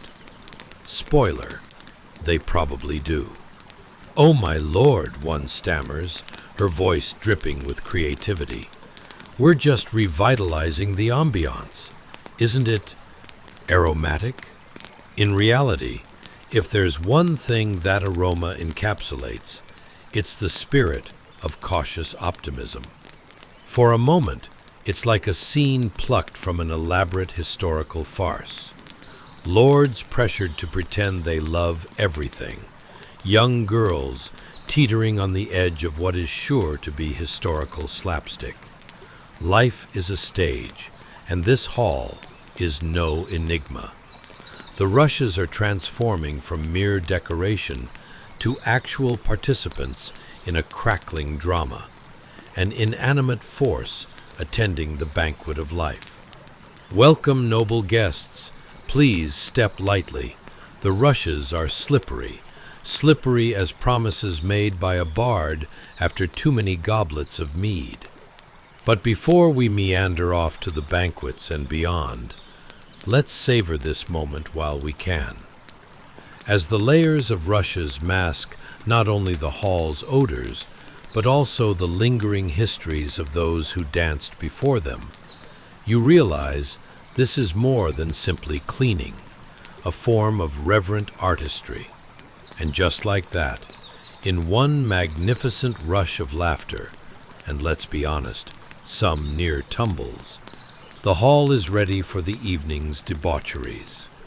In this chaotic kingdom, even amid the grime and stench, there's a beauty to be found, if you can get past your losing battle with floor slips. Now, as you lie cozy in your nest of blankets, take a moment to laugh softly at this noble endeavor. It's another quirky chapter in the saga of medieval life, a reminder that the most profound moments may be soaked in laughter, a hint of lavender, and a sprinkle of complete chaos. Chapter 12. The Toll of the Calloused Bell. Hey there, sleepy knights and cozy adventurers. As we settle into the gentle embrace of moonlit history, prepare yourself for something more impactful than your uncle's ghost story on Thanksgiving. The delightful stagger of rising in medieval society. Picture this, a heavy, silent bell, like the ancient guardian of morning's peace, hangs solemnly in the chapel tower, its silhouette a stark contrast against a dark, silver-edged eastern sky. Suddenly, it tolls. Ah yes, that low, soulful bellow breaks the stillness, resounding across the castle grounds like a rather grumpy rooster who's had just a bit too much mead the night before. It calls for you. Nay, it demands that you stir into motion, whether you're ready or not. What does it say? Get up, my slumbering friends, for another day of noble pursuits and questionable decisions awaits. What kind of person wakes up to such a sound? Have you ever thought about it? Do you envision a dapper lord sprawled out on a bed of straw, dreaming of grand conquests before the bell brings him back to reality like an annoying alarm clock? Or perhaps a weary peasant groaning as he rolls out of a hay-stuffed sack, while mentally preparing to face the backlash of a day that will likely be filled with the chemically interesting blend of mud and livestock. Let's take it up a notch. Would you consider the early risers among the nobility, who must navigate all the delicate tasks of grooming their, dare I say, glorious hairdos, while avoiding the mistaken identity of a feathered creature? After all, medieval hairstyles often resembled elaborate bird nests. Not a crow, just me, they might say, as they fluff and smooth their locks in the dim light of the chapel's drafty keep. Thus begins a new day in the late Middle Ages. Congratulations, you've just woken up in 1300 AD, a time when life was both laborious and ludicrous, much like trying to juggle your responsibilities whilst dodging your neighbor's goat. You stretch your arms wide, feeling the rush of freedom, or perhaps the tight grip of an old wool cloak that has seen better days. Speaking of cloaks, did you know that the average medieval household was filled with the delightful aroma of, well, unexpected surprises? Did they have air fresheners back then? Nope. Instead, they had every conceivable scent lingering like a ghostly fog. Baked bread, stubborn body odor, and let's not forget the weekly fish stew that seemed to haunt the kitchen. What was that medieval equivalent of a Febreze? A basket of herbs tossed into a corner and a sincere prayer? And now, picture yourself tiptoeing through the chilly castle hallways as you flick on the lights. Oh wait, sorry. I meant you fumble around in darkness because candles are too expensive and you've somehow stepped on something wet. Was that mud? Or did you just seal the fate of a rogue rat? Who knows? Let's take a moment to appreciate the royal soundscape of 1300 AD. The bell tolling solemnly, the echo of your squishy footfalls, and a distant catfight orchestrated by whatever royal feline had claimed superiority over the castle's span of territory. Someone should tell them that there are better ways to garner attention than actual physical combat. Oh yes, the bell tolls again. Get your behind in gear, it seems to say, as you wipe your feet to get rid of that, whatever it was. Because today, you'll prepare for another round of delightful medieval chores. From farming, possibly losing a finger in the process, to fending off wild ambitions, or a wild boar, the to-do list stretches out longer than a king's holiday feast, complete with all the sauces and joy of a good old roasted turnip. And as you wander over to your friends, some hapless knights attempting to wield dull swords for no discernible reason, and peasants looking simultaneously triumphant and terrorized, it's a smorgasbord of noble chaos. This is what honor looks like, I guess, you muse, suppressing a chuckle. But say, what's that smell? Is it fresh bread? No. The baker's luck today has been akin to your recent attempts at online dating. Full of promise, yet somehow burned beyond recognition. Instead, you might find yourself compelled into the kitchen to aid the neighbors, waving a cloth like a flag of truce as the baker prepares to fling yet another large dough ball in frustration. You wonder if they should just start taking numbers. Amidst the bustling, you catch a glance at the old herbalist, who assumes you've accidentally wandered into a marketplace with her noxious concoctions. "What's wrong, dear? Did a rat jump out at you? Or simply wake you too early for your taste?" she says, side-eyeing you as you try to quietly tiptoe away. What is it about morning routines that seem to fill your life with absurdity in every corner? You imagine how much simplified life could be without a kernel of silliness. But alas, this is medieval life. The absurdity, the humor, and the whiff of something unidentified keep each moment tinged with laughter, begging for grace and joy amidst the chaos. So, dear adventurer, find comfort in the call of the heavy bell. Remember that while mornings might be tough, they're also a blend of delightful humor and silly quirks. And watching noble folk tackle their daily misadventures is always worth a sneaky smile as you drift back into your dreams. Rest easy, for in this world of time-hopping, laughter is still the best armor to brave the absurdity of life. A life where even the most calamitous days can bring joy wrapped in lavender and hay. Sweet dreams await as we drift toward another chapter in this tale. Let's continue our journey into life filled with endless laughter, intrigue, and more surprises than a jester's bag of tricks. Chapter 13. Prayer and Polyester Cloaks. Hey guys, welcome back to our medieval slumber party, where we trade in your average bedtime story for something as absurd as trying to microwave a snowman. Tonight, we dive into something more soothing than a warm bowl of oatmeal on a frosty morning.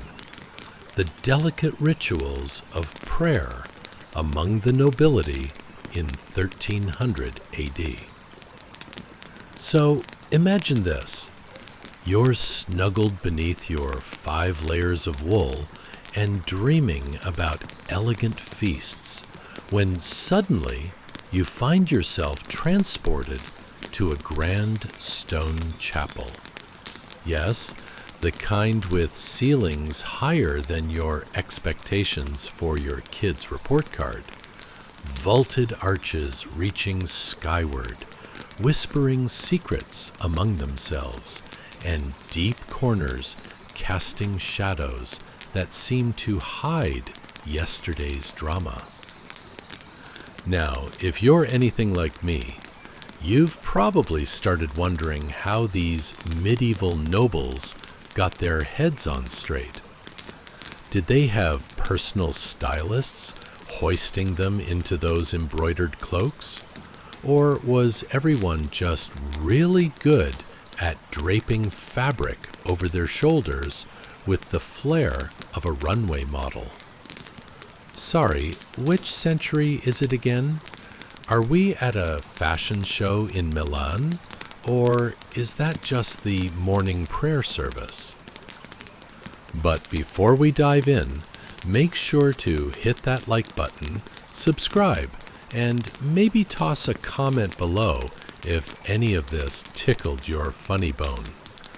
Only if you actually enjoy this, though. No pressure. I promise not to send the medieval equivalent of a spam mailer after you. Now, dim those lights, turn on a fan for that extra cozy ambiance, and get comfortable. Let's ponder a few bizarre questions here. Ever wondered how people knelt for hours on cold stone floors, gripping a prayer book that seems more like a hefty tome of boredom than divine wisdom? Or why the nobles had to muster the energy to keep their cloaks spotless while they were in the middle of deciding who was more annoying, the miller or that one uncle who won't stop bragging about how he's the best archer since William Tell. Congratulations! You've just woken up in 1300 AD, nestled in the heart of a noble family's chapel, where morning prayers have become an elaborate spectacle resembling a very slow game of charades. As daylight peeks through the high, colorful windows, perhaps you can hear the subtle shuffle of over-the-top clothing as the entire family kneels on plush velvet cushions, looking for all the world like they've just stumbled out of a designer catalog. Cloaks so richly embroidered they might as well be used as a tapestry. Can you smell the faint mixture of incense wafting through the air, mingling peculiarly with the remnants of last night's fish stew? Ah, yes, the aromatic representation of the noble life, soulful yet slightly stinky. And in the shadows lie a few permitted servants, standing as still as statues. One can argue their lives were akin to playing statues far too often. They're counting minutes like they're sheep, wondering if their masters will ever say something other than a solemn prayer, while trying to find joy in every minute that ticked by lazily in the chapel's chilly silence. Do they even know what a clock is? They might as well be timing the sunrise, which happens with all the spontaneity of your cat's decision to finally seek affection at 2 a.m. Speaking of cat-like behaviors, let's talk about family dynamics here. Picture the noble children fidgeting, their minds racing with thoughts like, what if I forgot to feed the royal goldfish last night? Or, did Sir Percival actually just sneeze during prayer? Is that a sin? If there were anything more contagious than a medieval cold, it was the awkwardness of being stuck in a chapel while trying to look holy. It's not like they could sneak out, swathed in all that rich fabric, for a quick jaunt to the nearest tavern for a pint of ale. No, the chapel was your stage, and these rows of velvet cushions were nothing less than a performance piece in the grand play of medieval life. Then, when the time came for reciting the Our Father, imagine everyone mouthing the words as if they were reciting the world's longest grocery list. When is this over? I need to shake out my legs. But alas, they hold on like crusaders, chiseling out their own freedom beneath layers of fine wool. And so, as the prayers wafted through the stone arches, you can only imagine multiple kingdoms worth of thoughts swirling around. What's for breakfast? Would it involve the royal gruel, or something slightly better, though nothing so extravagant as peaches and cream? That would require favor from the fruit gods, a gamble against the mood of the nature spirits. As prayers echoed like a musical scale gone awry, you, in your newfound noble robe, might find it's a tad stuffy. Did they forget that we humans require some level of airflow to operate correctly? Or are they saving the ventilation for later? Perhaps it's the cloaks that stifle any semblance of comfort, the equivalent of stepping into a sauna while still bundled in winter pajamas. Talk about fashion meeting form with a very sweaty embrace. But fret not. At the end of this morning ritual, when it could all go wonderfully wrong with one annoying amen, there lies the path to breakfast, or at least a communal plate of porridge that looks suspiciously similar to that blend of hay you tried to use for bedding last night. Ah, yes, the joys of noble life, looking fabulous while being perpetually hungry. So let your mind wander as I drift into the next chapter of this delightful medieval misadventure. Remember, even high-born nobles had to bear the pain of awkward morning prayers and spiraling familial drama. With laughter as your trusty sidekick, embark on the next leg of our whimsical journey. Who knows what chaos and chuckles await just around the corner. Chapter 21. The Peasant's Dilemma. Labor for love or rent? Hey guys, welcome back to the realm of eternal awkwardness, where tonight we dive deep into something more uncomfortable than that one medium you accidentally ordered at your local pizza joint. The life of a medieval peasant. Imagine for a moment a time when coin was as rare as a compliment from your mother-in-law, and negotiating rent felt a bit like bartering your dignity. Let's take a stroll down ye old dusty lane of history and find out just how hilariously miserable life was for our favorite hard-working folk. Now, before we really get into it, don't forget to like, subscribe, and comment if you enjoy this sort of historical whimsy, but only if you genuinely do, not just out of pity. Like they say, if you can't summon genuine joy, at least summon the courage to laugh at medieval misfortunes. So, picture this. You've just woken up in 650 AD, and immediately you're hit by a wave of unpleasant realizations. The smell of damp earth is basically your new perfume. Congratulations! And what's that? Oh, right, it's your feudal lord, who's as charming as a rogue goat and twice as demanding. No cash? No problem, he says with a smile that screams, "You'll work until your hands resemble a shovel." What's your payment method, you ask? Well, it's a lovely system called labor for rent. That's right. Instead of coins, imagine handing over a couple days of manual labor, because nothing says "welcome to the future" like being stuck in a medieval version of a really bad job fair. Ever thought about offering 2 days of back-breaking work just for some shoddy accommodation? Kind of puts that side gig you're doing on Uber Eats to shame, huh? Let's talk about the scene that unfolds in front of you. You see peasants trudging up to the Lord's castle, sweat glistening on their foreheads like they're training for a summer marathon. Except they're just going to get yelled at by a guy in a fancy tunic who treats them like the dirt beneath his feet.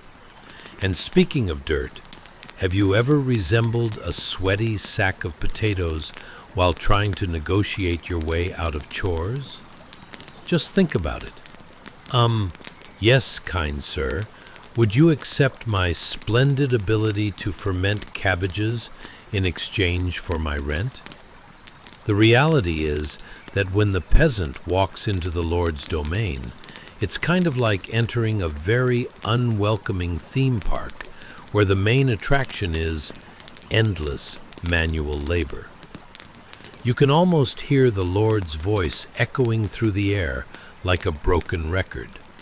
You're late with your labor payments, as if he were some sort of medieval DJ spinning despair instead of tunes. But let's set the stage.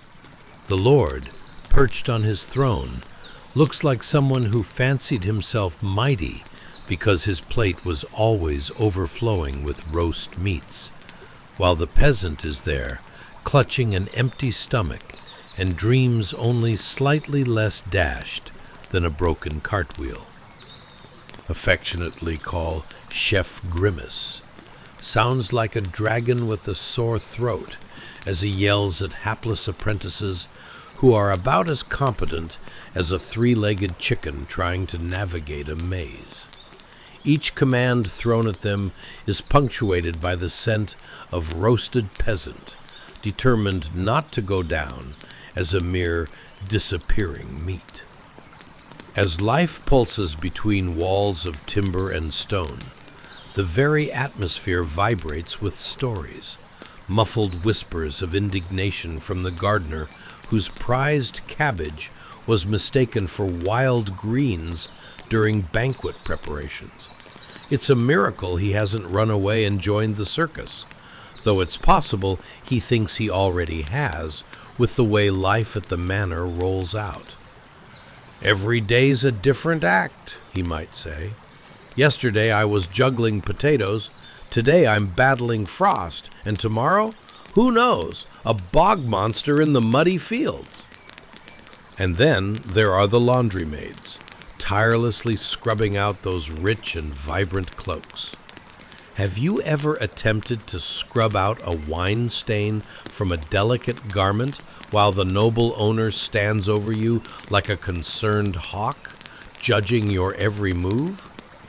Losing the battle means not just facing wrath, but perhaps an unwanted promotion into the exquisite ranks of tatters. Like being thrust into the court of chaos, each garment they handle has more layers of drama than the average daytime soap opera. Now, back to our living manor. Picture it resting quietly at the end of the day, basking in a brief moment of stillness, only to hear a soft creak, like a gentle voice laughing at the audacity of nature itself. The walls hum with laughter, irritation, and every stolen moment experienced by the servants within. It's almost as if the manor itself can hear the ridiculous plight of its inhabitants, the way a friend might chuckle at your attempts to keep your life in order by color-coding your closet, only to realize you had a sock left in the bath. And so, the atmosphere dances with this delightful absurdity. The noble estate, though grand in stature, is nothing without the life pulsing through it. Far from mere stone and timber, it embodies a secret kinship, a vibrant commentary on life's ridiculousness, dressed in the finery of the age.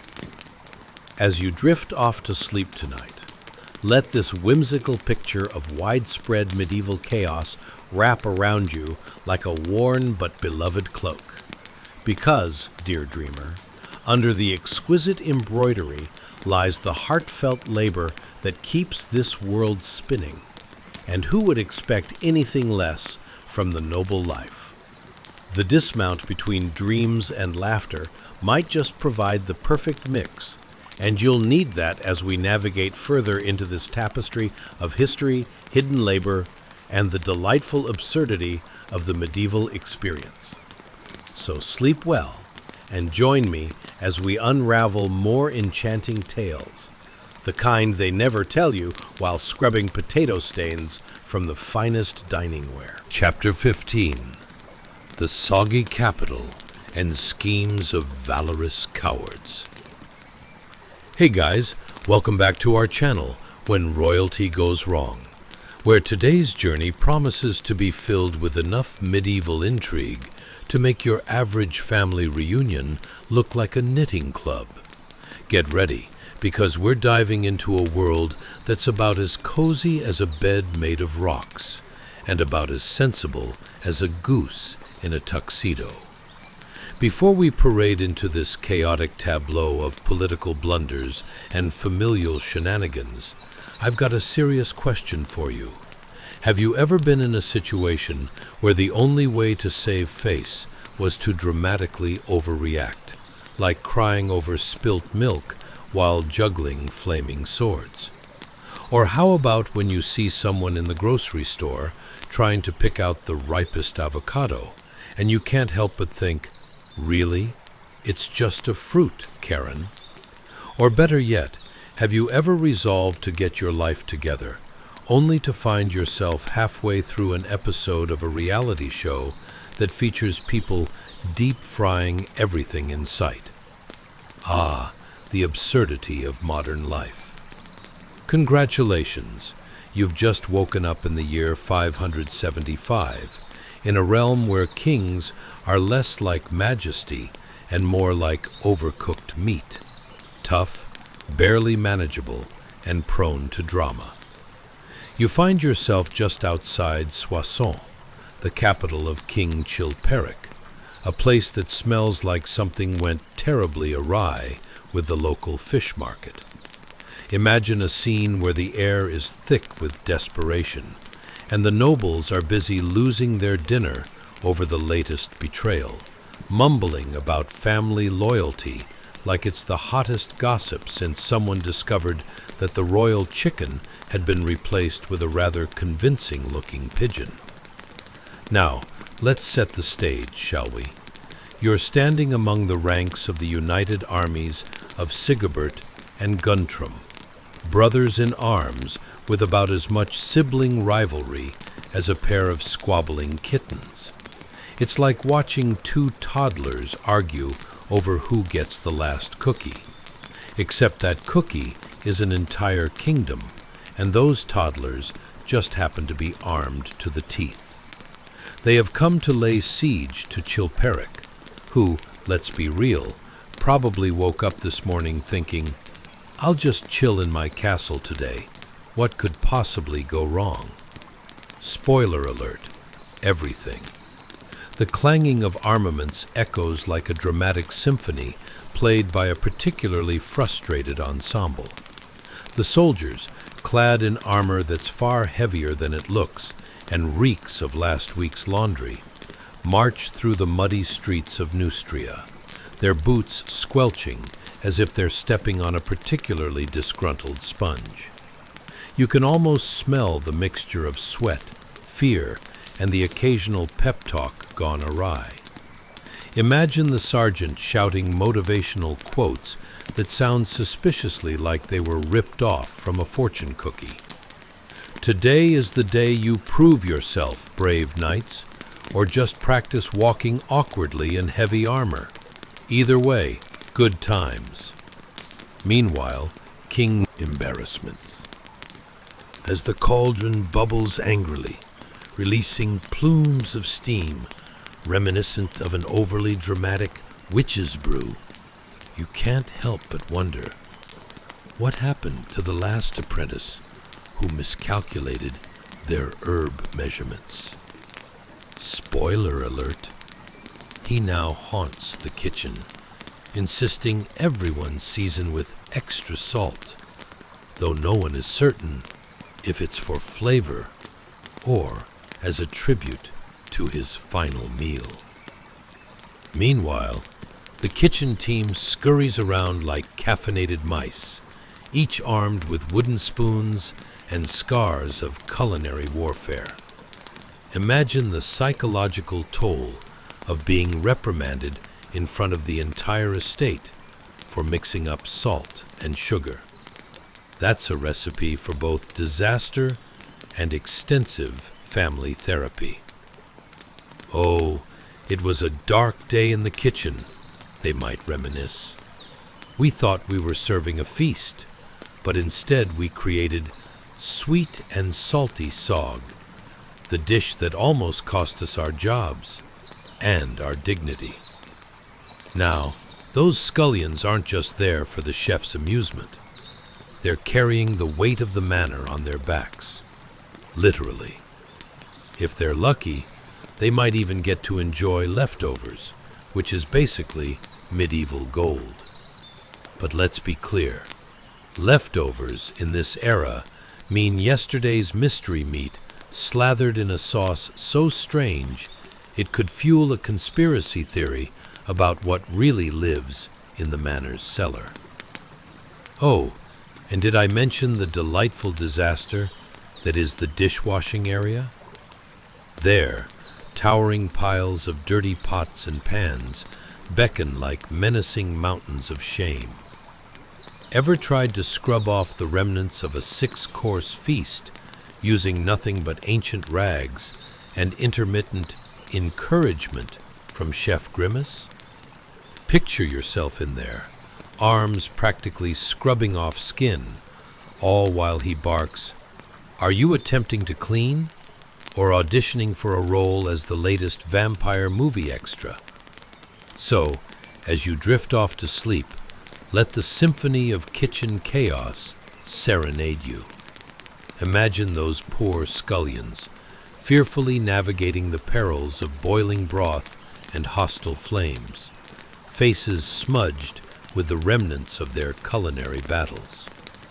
They're the underappreciated heroes of this medieval opera, a medley of chaos and absurdity unfolding within the stone walls of the manor.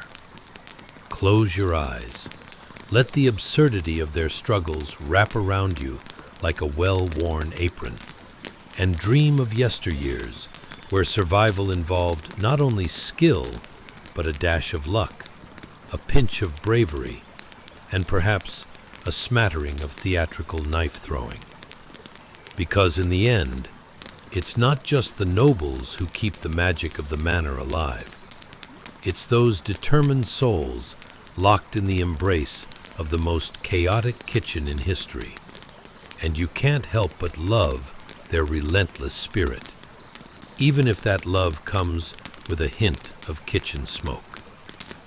Sleep well, dear dreamer, as we prepare to unveil more enchanting tales of medieval mischief and delightful absurdity. Chapter 16. Stealthy Snacking in the Kitchen of Shadows. Hey guys, tonight we plunge into something stealthier than a cat burglar during a power outage. The secret life of a medieval servant girl circa 1300 AD. Ever pondered how a handful of raw peas could resemble rare jewels in the eyes of a laboring peasant? Or considered that the only thing more elusive than good bread might just be a moment of peace in a kitchen rife with chaos? If that has you intrigued, or mildly hungry, you're in for a treat. But remember, only like, subscribe, and comment if you find joy in this grand tale of absurdity. Now take a deep breath, dim those lights, and get cozy. Picture yourself in a time where a simple loaf of bread was dinner's main event, and every serving amounted to a small miracle of survival amidst the clamor and conflict. So, what must it be like to gulp down a cold porridge while dodging angry glances from the cook? Ever tried balancing a basket of eggs without cracking even one, only to realize that, actually, you're better off juggling flaming torches? Or have you ever tried to enjoy a snack while hiding from your boss, like an office worker sneaking cookies during a tedious Zoom call? Rediscover those moments, because it's time to wake up in a world of peasants, pots, and peril, where you're measured not by your culinary talent, but by your ability to survive a kitchen in full tempest. Congratulations! You've just woken up in the 1300s, right behind a wooden kitchen door, arms clutching a handful of raw peas. Not exactly what we'd call a feast, but hey, you've got to make do. You're nestled quietly in the shadows of the kitchen, a place resembling a chaotic battlefield of pans and bubbling porridge, where the air is filled with a delightful medley of smoke and something regrettably burnt. The cook, let's label him as Chef Stabbed in the Eye, for being a master of threats, and perhaps an unfortunate accident or two, rules the roost with an iron fist. Your heart races as you take a quick, silent bite of the peas, the crunchy little nuggets of green treasure somehow tasting sweeter amidst the kitchen mayhem. Is it really stealing if I'm basically foraging? You ponder, shoving more into your mouth like you're stashing away secret weapons in a snack war. The coarse bread and thin porridge swallow your hopes of culinary delight, like a sad sponge absorbed in disappointment. But these wee peas might just save your evening. With the kitchen as your backdrop, a disorganized realm of pots churning with bubbling potage and weapons like wooden spoons, imagine the tension coiling in the air, palpable, eager, and slightly steamy, with a hint of drama that could rival any medieval soap opera. You keep your head low, eyes darting toward the cook, whose eyebrows knit like a furious hedgehog. If looks could kill, the last loyal scullion would have turned to cinders by now. But hold on, it gets worse. The kitchen is also home to the infamous dishwasher of doom, a colossal mound of dirty pots that seem to laugh at you whenever you glance their way. Think of them as cursed relics, summoned from the depths of the manor's food tragedies. The ear-piercing clanks of clattering pans, intermixed with the curses of the unfortunate souls assigned to scrub them, rings in your ears like an unresolved playlist of unfortunate events. What's that? You thought you were going to enjoy your snack? Thinks the cook, who suddenly catches a glimpse of your makeshift garden of peas. Back to work, you lazy toad, he bellows, leaving you scrambling behind jars of preserved fruits like a ninja in a horror movie. You laugh silently, knowing full well that you're the top secret agent of this kitchen, dodging tables and ducking under smoke-filled air. Picture this chaotic mess. You, the unsung hero, breathing the fragrant aroma of half-burnt meals, while frantically searching for opportunities to indulge, without reaping the wrath of the chef. Your stealth snack may even be the culinary equivalent of hiding a donut in the office fridge. One moment of carefree bliss before it's snatched away by the ever-watchful eyes of the peppery chef. Ah, the thrill of it all. Just like modern offices that offer you a sprinkle of joy in the form of coffee breaks, medieval kitchens provided little treasures among the gloom. Not all heroes wear capes. Some of us just wear aprons and look for half-eaten bread on hope's pallet. As you consume your precious peas, you wonder if they're truly the gourmet meal of the century, or if you've simply fallen victim to years of disappointing dinners. Then again, nothing says haute cuisine quite like straining porridge through your fingers in the attempt to make it palatable.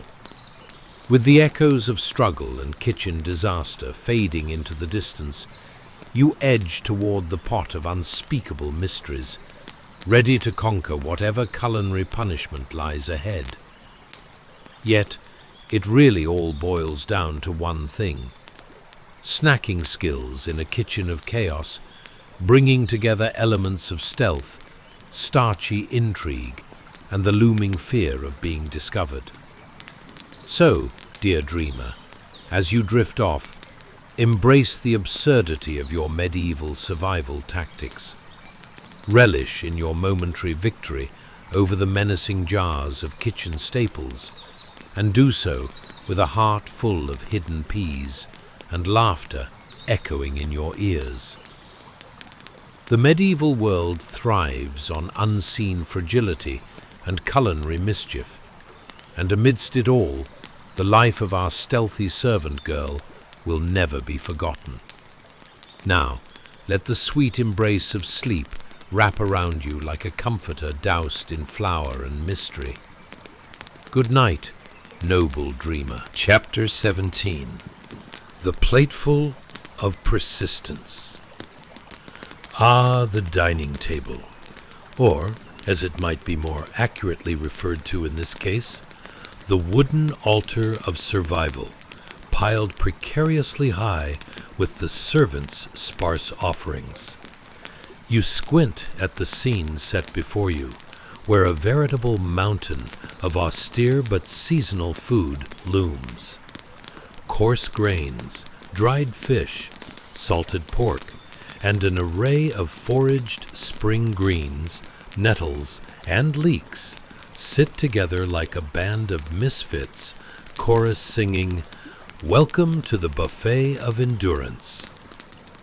Let's talk about feelings, specifically the relentless feeling of every bite being a blend of anticipation and resignation. Imagine staring at the feast laid out on this rustic wooden table, a culinary version of pick your poison. But there they sit, row upon row of humble victuals that whisper sweet nothings to your stomach, though your taste buds are still unsure whether to celebrate or mourn. As you dig in, your mouth is met with textures reminiscent of a muddy old boot, making you question how a burgeoning mound of leeks could simultaneously taste like a spring garden and a gym sock. Now, picture this. You take a forkful of that coarse grain and chew, chew, chew. It feels less like daily sustenance and more like a medieval workout routine. Ever been so desperate for nutrition that contemplating the merits of a slightly questionable hunk of salted pork made you feel like a contestant on a survival show? Welcome back to What'll Kill You First, Mystery Meat Edition, you think, contemplating that the culinary risks taken in 1300 AD make modern food truck offerings look tame. And don't get me started on the greens. Those sad, wilted nettles stare back at you as if they too are contemplating their life choices. Ever wonder how you end up eating something that sounds like a 19th century vocabulary test? Tonight on the menu, nettles. What are they, you ask? Grass that forgot who it was. You take a hesitant nibble, and your mouth responds as if you just attempted to tame a velociraptor. The rubbing of elbows at dinner was akin to combat training. You and your fellow servants jockey for every morsel. Lean to the left. No, to the right. The only people more dedicated to their gastronomical endeavors could be the grumpy cook or the noble family trying to pretend the heaps of rice weren't plotting a coup against their waistlines. You instinctively feel like a contestant in an absurd game show. Next up, softened existence facing potential disasters. You laugh softly to yourself so as not to disturb the simmering tension that accompanies each meal. But let's drown in the sweet nostalgia of the experience. Back in your comfortable modern life, you could whip out your smartphone for a takeaway app, the way a medieval peasant takes on an empty stomach, with grim determination. Your life is filled with items labeled locally sourced, while the banquet at the wooden table is just, we hope it's not actually, rancid. Every meal is its own rain cloud at this table, consuming its beautiful storm of textures that taste like an existential crisis had collided with a head of cabbage. Every bite feels like a victory and defeat rolled into one. You question your life choices. Did you really need to be a peasant in a kitchen rife with chaos? yet every meal is punctuated by the underlying joke of your fate. It's like watching a sitcom where the characters keep tripping over the same rug, but think it's hilarious every single time. Ah, the charm of mediocrity served with a side of raccoon feet, you muse, nibbling on a slightly less than fresh piece of fish, the ocean's last-ditch effort to stay relevant. Laughter fills the air not because of your meal's jovial nature, but because it has become a comedic ritual for you and your fellow laborers. You take a moment to glance around the table where everyone is engaged in the ongoing battle of survival. Some friends are negotiating for the last limp leak, give or take a few hair-raising stares that ring more tragic than comical. This kitchen is a sanctuary and a circus. As you finish your plate, the lingering taste of triumph mixes with a sly sense of impending doom. Was that leeching off flavor too simplistic of a metaphor for your reality? Perhaps. But it's nothing if not real and relatable, echoing with the very essence of medieval life, where every grain of joy and every trace of dread coexist like a delicate dance on a tightrope of uncertainty. And so, dear dreamer, as you settle deeper into your blankets with stomachs full of humor and hearty resilience in the face of salt-choked ambition, realize this: those humble meals bespeak a legacy, a testament to the endurance you never bargained for, serving a plateful of persistence garnished with a dash of absurdity. Cooking, once an art, has turned into a riddle as complex as the knot in a peasant's gut when confronted with an empty pot. Ah, but dear listeners, take your peace in knowing that even amidst the culinary mishaps of 1300 AD, laughter, above all, was the force that simmered beneath the surface and allowed them to relish the absurd when dining felt like a performance on the edge of chaos. Good night indeed. Chapter 18. The Coiffure Conundrum. Ah, Joan, the diligent lady's maid, standing maestro-like before a gallery of hairdos that are the real MVPs of the medieval era. Imagine this. You wake up, your head tangled like a wild field after a storm, and the day demands you transform into a portrait of Gothic elegance. Joan, your tireless companion, is armed with a polished boxwood comb that looks suspiciously like it could double as a medieval weapon. Who knew grooming could be so perilous? She stands poised with a concentrated gaze, her tongue peeking out ever so slightly as she holds a bone-headed pin between her teeth, clearly prioritizing function over dental aesthetics. Picture yourself entrusting your entire morning to a woman who doesn't just have hairpinning skills, but would probably excel in the art of household sabotage. Let's see how you navigate court today with hair stuck to an improper bun, Joan might cackle under her breath, should you ever misbehave. This isn't just about hair. It's an art form. Joan's fingers dance through your tresses like a bard strumming a lute, a delicate symphony of fine motor skills and sheer will. Because, let's face it, the last thing a lady needs is her hair losing a battle mid-sentence at a lavish banquet. Is there anything more panic-inducing than realizing your hairstyle has launched an all-out revolt? It's like trying to keep together a group of unruly children at a feast while being told to maintain your poise like a capable switchboard operator.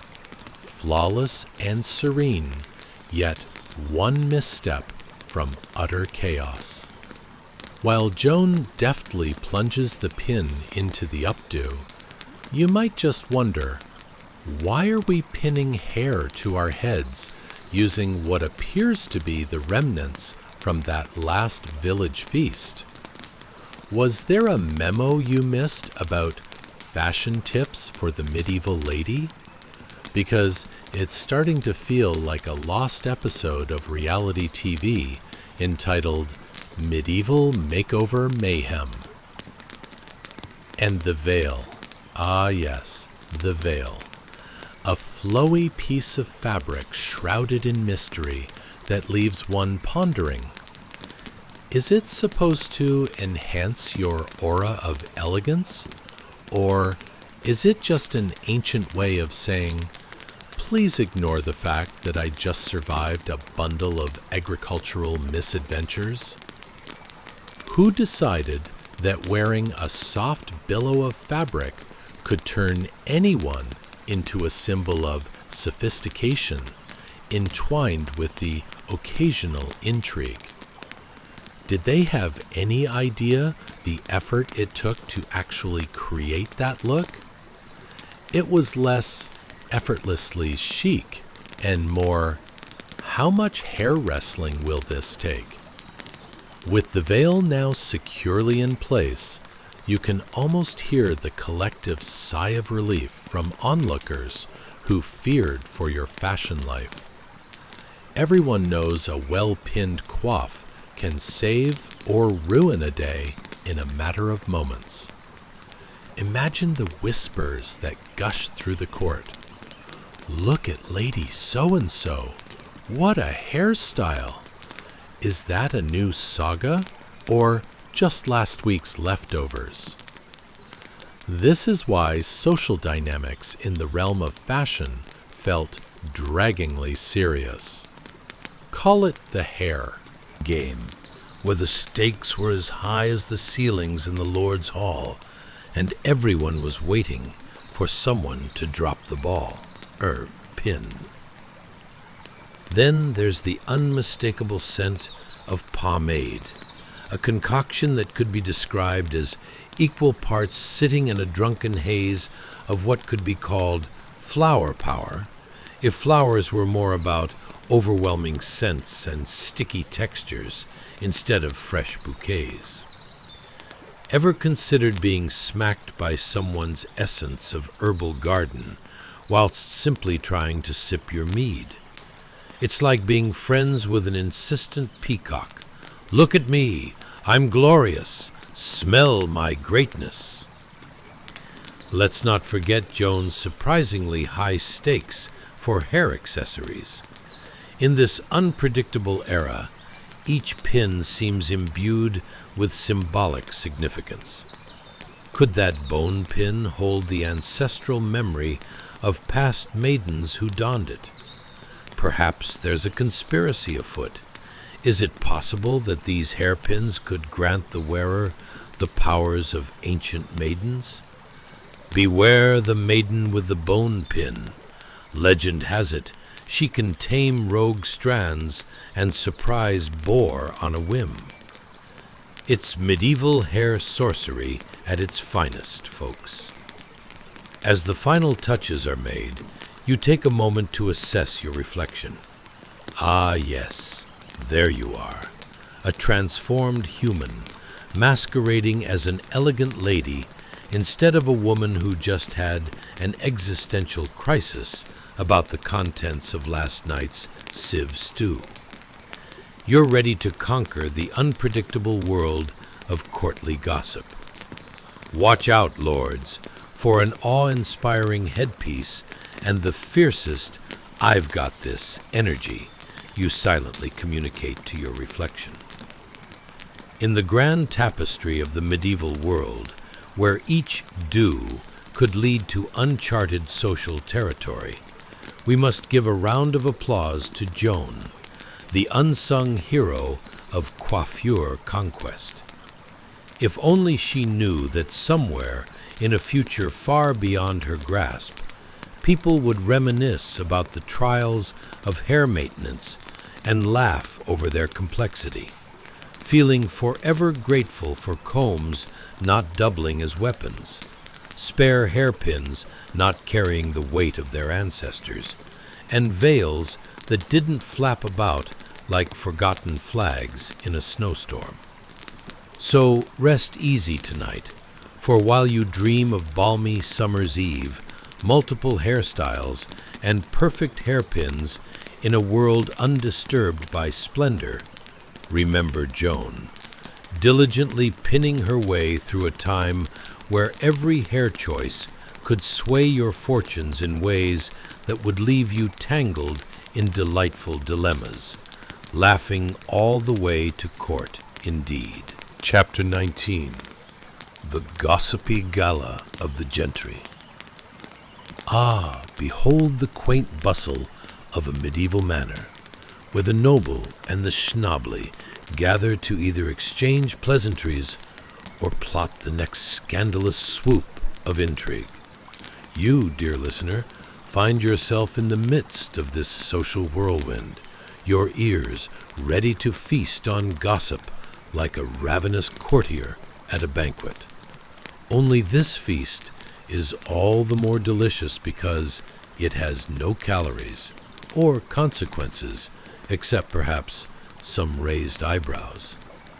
Imagine the sights: tapestries embroidered with painstaking detail depicting scenes of valor, while the sound of tinkling laughter and clinking goblets fill the air.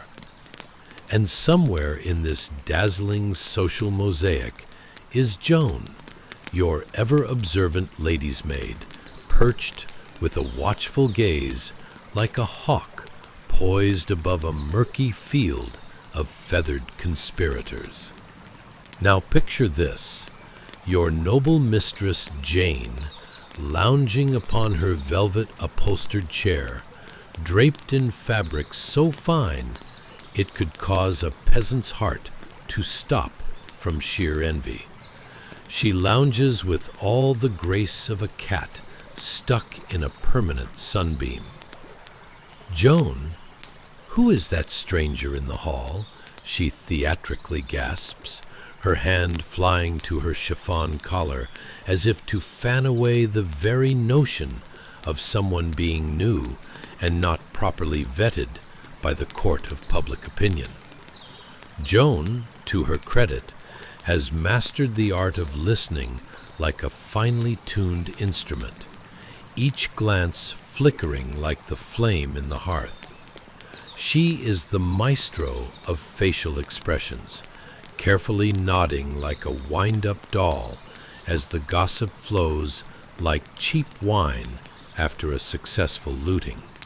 You can almost hear her inner monologue. Ah, Lady Whimsical has entered the scene. Guess it's time to summon her finest frowny face, she thinks, composing her features into an expression of perfectly exaggerated intrigue. Did you ever wonder why people take gossip so seriously? It's like modern social media, but instead of scrolling through TikTok, they are browsing through the shabby affairs of fellow nobles. Did you hear about Lord Buzzword? They say he's entertaining a barmaid under his very own roof. Jane breathes, her voice dramatic, voluminous, and possibly a tad too loud for the nearby serfs. You almost expect a bard to burst forth with a lute to strum the tragic ballad of Lord Buzzword's misdeeds, complete with dramatic flourishes. Speaking of dresses, did you see Lady Cecilia's latest ensemble? Jane continues in a conspiratorial whisper, pulling Joan closer as if the walls themselves might gain ears at this most salacious revelation. I've heard she's twisted her hair into a crown of straw, just to elevate her status, the sham. Joan barely suppresses a chuckle, thinking, a crown? I'm tempted to offer her my hoop skirt and just call it a day. After all, scenes like this could only evoke absurd comparisons to today's red carpet events. What would a medieval version of the Met Gala even look like? Trousers sewn from yonder field, And the sheen of a freshly baked pie paraded as haute couture. Quite the pickle, if you ask me. Every nod and sigh from Joan is fluidly calculated, each emotional cue as subtle as a cat seeking belly rubs. But don't be fooled, she knows the game. While the court is focused on snazzy fabrics and clandestine affairs, Joan's true loyalties lie with the stories that spiral like spirals of pastry off a fine baker's rolling pin. You know, the real juicy bits. How many turnips Lady Whimsical misplaced just last week, or what she planned to serve at tomorrow's terribly extravagant breakfast. Ah, breakfast. It's often the harbinger of chaos in the noble household. Hammocks of conversation swinging wildly as servants tiptoe around, balancing platters filled with options that are equally tantalizing and potentially horrifying. Do you prefer goose or guinea fowl? A hesitant servant might inquire, which leads to discussions more twisted than Lady Witherspoon's attempt at unpacking the latest send-off gossip about her pet squirrel. As the gathering of gentry reaches a fevered pitch, Joan leans closer to Lady Jane, who is now expertly fanning herself with an embroidered napkin. Oh, do tell, Joan. You simply must know if Lady Beatrix's new frock is sourced from fairest lands, or if she's still wearing last season's trash. Joan holds still, monitoring the emotional temperature of the room like a medieval weather vane. It's an art, one that goes unnoticed and underappreciated, yet crucial for keeping the winds of social status from turning too dramatically. Acre or Viking ship salesmen would envy her talents in navigating these choppy, rumor-filled waters. Miss Jane leans back dramatically, raising her cup of mead as if to toast Lady Beatrix's fashion sins. You hear Joan exhale just slightly, weighing her options. It's all a grand masquerade, dear mistress, one where the only thing wearing a respectable garment is the narrative itself. The walls tremble, or perhaps it's just the Lord's minstrels trying not to devour the feast before performing. Joan cannot help but find humor in the absurdities that coat daily life for the nobles. Every whispered secret, every dramatic sigh, a woven tapestry of fantastical tales that make her wonder, is this truly life, or just the longest episode of a reality series that features unhygienic hairpins and less than proper etiquette? And as the day wanes, with shadows creeping alongside, Joan knows that echoing voices will persist, bending low under the weight of the tales that will flourish in the halls until the morning sun meddles in their artful design. So, she takes a moment to appreciate how, much like today's endless scroll of realities on the very own platform of earthly amusements, their world, too, is a pathway of endless chuckles, snares, and finely polished, unfathomable chaos, ready to be transformed into the next day's gossip, much like yesterday's leftover pie. It never quite stays put for long.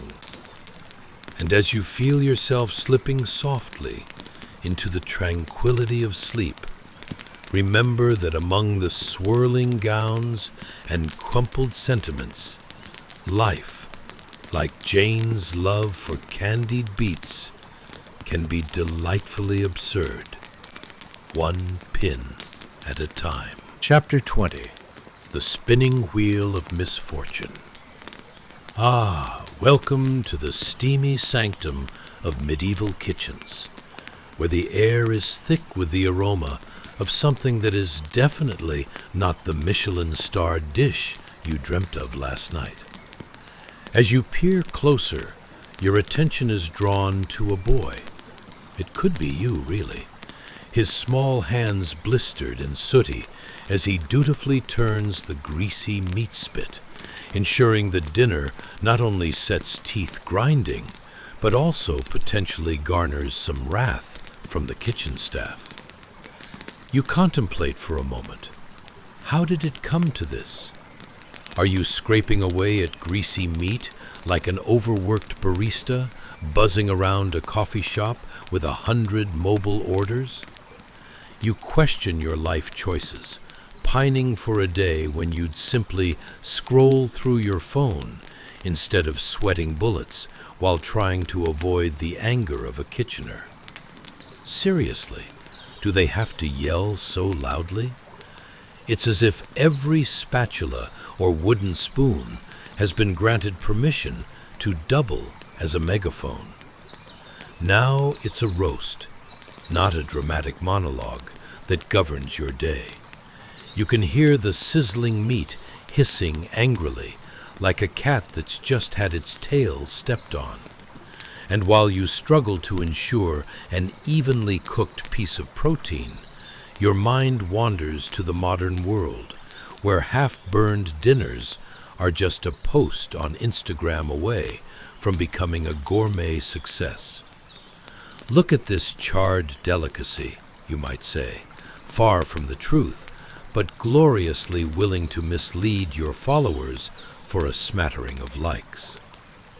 In the kitchen, the heat clings to your skin like an unwelcome hug. You feel like a roast yourself, slowly cooking under the scrutinizing eyes of the masters of culinary critique. Yes, you guessed it. Those are actually just the other kitchen staff, lurking around, eager to adjudicate your performance like it's some sort of twisted talent show. Their lives in the medieval kitchen could be a reality series. Top cook and the other ones who might just get thrown to the wolves. As you turn the spit, your incessant thoughts swirl like the clattering pots stacked precariously above you. Have you ever thought about how hard they worked back in the good old days? You chuckle, perhaps a bit hysterically, as your mind suggests a medieval equivalent of a wellness retreat. Picture it. Come one, come all, to the Marjoram and Misery Spa. Enjoy our special mud bath, enriched with the finest sediment and scent of barnyard. Sure sounds more relaxing than your current situation. Your blistered palm protests, each turn of the spit feeling heavier than a 10-pound winter ale. You almost contemplate launching into a soliloquy about the unfairness of life. To roast or not to roast? That is truly the question. Yet, any thoughts of rebellion dissipate quickly as the fear of the kitchener's wrath mingles with the anticipation of perfectly roasted meat. If only there was a medieval motivational speaker advocating for Meat Spinning 101. You too can achieve culinary greatness. Just picture the roast as a beautiful sunset, instead of a meal guaranteed to bring the ire of the stew pot over your head. Less squinting at the flames, and more imagining yourself as a gastronomic wizard, conjuring savory delights. But alas, fantasy does not line your kitchen, and reality A steaming pile of grease lies firmly in place. The kitchen swells with the noise of clattering dishes and the shouts of your fellow underlings. You feel more like a poorly assembled puppet than a human being. Ever wondered why medieval kitchens lacked modern distractions? Don't you just wish you had a podcast or a playlist of medieval bangers to keep you entertained while twisting that spit? Turn that meat, your only job today. As the moment wears on, the dripping grease offers an unwelcome balance to your sensory experience, inviting olfactory sarcasm as you imagine what it'd be like to share your culinary struggles in today's society. Yeah, I just couldn't get the roast right. Totally turned it into smoked jerky. Do I win an award for most creative? Finally, the delectable scent of roasted meat tempts you onward, pushing your imagination toward gluttonous heights. You breathe in deeply, savoring the tantalizing prospect of finally getting to serve it. Yet, you aren't done yet. Later, when they inevitably forgot your name, while rewarding praise upon the slightly more suave kitchen assistant, you would find solace in the silent laughter of how wildly unqualified everyone feels, even if it hasn't a hint of 1,000 tweets following after it. As the kitchen becomes a stage for your daily drama, you heave a sigh, or is it a groan, wondering if anyone would recognize the unsung hero behind the roast, the one person toiling silently, much like an underappreciated artist crafting fate with a turn of the spit instead of a stroke of the brush. You shake your head, rousing yourself from these musing depths, and you realize truthfully that no matter how caked and soggy your hands might feel, there's comedic solace in being a medieval kitchen laborer. Life is one massive turkey bake-off, and somehow you've made it to the roasting round, even if you have a million things to fix about your roast. And perhaps, in the grandiosity of these precarious moments, nestled under layers of soot and strife, lies the realization: you can't make this up, and you certainly can't escape it, especially when your thumb keeps spontaneously igniting your desire for a featured guest appearance on Medieval Master Chef. Chapter 21, A Kitchener's Worth. Hey guys, welcome back to another journey through the baffling, often bizarre realms of history. Tonight, we dive into a world where the air smells less like freshly baked sourdough and more like, well, let's just say, the noble art of fragrance in the 1300s was a tad lacking. Our star tonight isn't a noble, nor a knight in shining armor, but a serious man with a tally stick. Yes, you heard that right, a man with a stick that counts. It's like a medieval accountant, but instead of coffee breaks, he keeps an eye on barrels of barley and dwindling bean supplies. Hold on to your pillows, folks. You're in for a rollicking sleep tale about the invisible labor that made medieval life just a bit less chaotic. Or more chaotic, depending on how you look at it. But before we set off on this adventure, remember to give this video a thumbs up if you enjoy true absurdities. And maybe hit that subscribe button too, but only if you find joy in tales of oily kitchens and tally sticks of yore. Now, let's dim those lights, put on a fan, because, trust me, cooking medieval food is nothing but a sweat fest, and slide comfortably into our time machine. As we nestle into the past, let's ponder some questions. Ever found yourself weighing the merits of a slightly stale loaf of bread against the risk of a kitchen based on medieval hygiene? Curious how many beans are actually too many beans. What about a chef who memorizes their stock like it's the winning lottery numbers, but forgets that spices existed? So many burning queries. Without further ado, congratulations. You've just woken up in the year 1300, a Sunday in a small medieval hamlet. This isn't your peaceful suburban neighborhood, my friend. You've landed smack dab in a bustling kitchen, prepared for another day of medieval splendor, or something resembling it. Let's talk about the kitchener.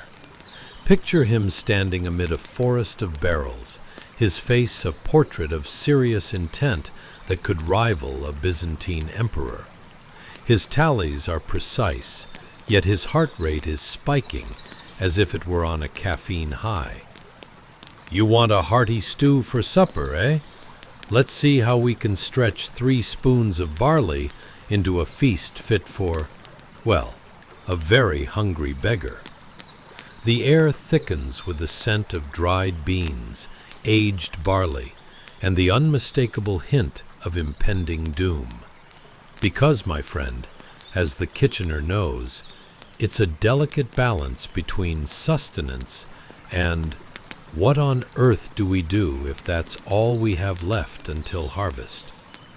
His tally stick serves as both a feeble weapon and a constant reminder of scarcity.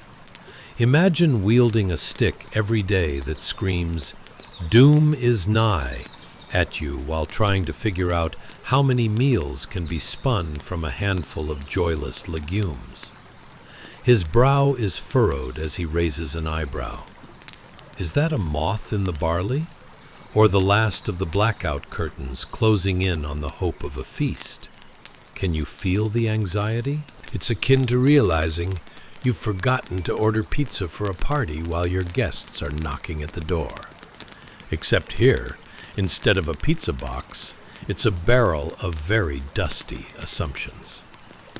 As you watch him shuffle around, you might wonder, what was it like to live as the dungeon keeper of food? The answer? Pretty bleak, my friend. Just picture overseeing a collection of barrels like they were trophies of some extroverted food competition that never quite caught on. He has to monitor supplies with the meticulousness of a surly baker counting out perfect croissants, only to realize he's out of flour as the townsfolk eye him like he's holding the last baguette on earth. The sound of creaking barrels fills the air, each squeak like a phantom telling you, "Eat more meat, please." You clutch your own modern tummy and think, ever try to make do with this many beans? Imagine hosting a dinner that's promised to be an unending feast, where each guest eagerly anticipates a plateful of perfectly roasted leg of lamb, but all you can muster between those excited gasps is a sad bowl of overcooked, mushy beans seasoned with fear, or perhaps a third helping of disappointment. As you watch the kitchener, his furrowed brow deepens further. It's a face that could easily appear in a modern-day meme captioned, "When you realize there's no takeout for dinner." He jots numbers on his tally stick, the ink smudged with the residue of long-forgotten stews. There's a rhythm to his life, a dance between the waning supplies and the urgent need to impress. Let's turn 2 barrels into a feast fit for a king, or at least convince them the spicy air from the neighbors is worth stealing. And we can nearly hear his inner thoughts echo. Do we have enough salt? How many times can I serve beans before someone loses their marbles? Is the cat actually available for us to roast? Or should we just stick with our sad vegetable rations? Just as you settle into the rhythm of his daily woes, a soft rumble shakes the earth. perhaps the sound of your imaginary modern world, wondering how on earth humans survived with a kitchener's fate tied to a stick and beans. The resemblance to a precariously organized pantry in your own kitchen becomes laughable, because who among us hasn't turned to our fridge, peeking inside, and concluding that last week's takeout is starting to look positively gourmet compared to a tub of forgotten condiments? With a chuckle drifting through this medieval kitchen bustle, you find solace in the fact that while modern life has its easy outs, the medieval version was an entirely different roast. Should you ever feel overwhelmed by the simple act of meal prep, just remember, the man with the tally stick once dubbed beans the noble staple of the age, making it quite clear that life in the medieval kitchen is vast, absurd, and wildly, delightfully relatable. As the kitchener continues his grim tally, true hero in the culinary world, with a penchant for dust and strain, you realize that behind every knee-deep in beans moment lies a beautiful irony. Life may not be glamorous, but at least it's never boring. And as you drift deeper into slumber, consider yourself wrapped in the levity of history's most earnest kitchen laborer, spinning tales of barley and beans into the silent, dream-filled world ahead. Well, there you have it, our deep dive into the uncelebrated life of a medieval kitchener filled with the absurd, the relatable, and of course, a hearty serving of laughter, served hot. If you enjoyed this journey, please consider giving us a thumbs up, and maybe even drop a comment, sharing your favorite moment. Good night, my friends. May your dreams be filled with delicious feasts, laughter, and perhaps a Renaissance festival lovingly reminding you that sometimes a tallied stick is all that stands between you and an endless sea of beans. Sweet dreams. Chapter 22, The Midnight Scramble. Welcome back, dear listeners. As we continue our journey into the medieval culinary underbelly, let's turn our focus to the flickering, perhaps slightly singed, candlelit atmosphere of a noble kitchen. Picture this scene: a small army of weary servants, faces smudged with yesterday's stew, gathered around a vast copper pan, scraping the last meager remnants of last night's supper. They're not just fighting hunger, they're embroiled in a late-night wrestling match with crusted-on vegetables that seem to have taken on a life of their own. The magical essence of this moment? The distinct aroma of slight desperation mixed with a hint of stale bread. It's the very bouquet of the Middle Ages, my friends. You see, the nobles may have dined like kings, but their leftovers? That's where the real treasure, or tragic comedy, lies. Ever watched an old dog try to catch its own tail? Imagine that, but with a kitchen maid trying to steal a crust of bread from a pie edge without getting caught by the cook.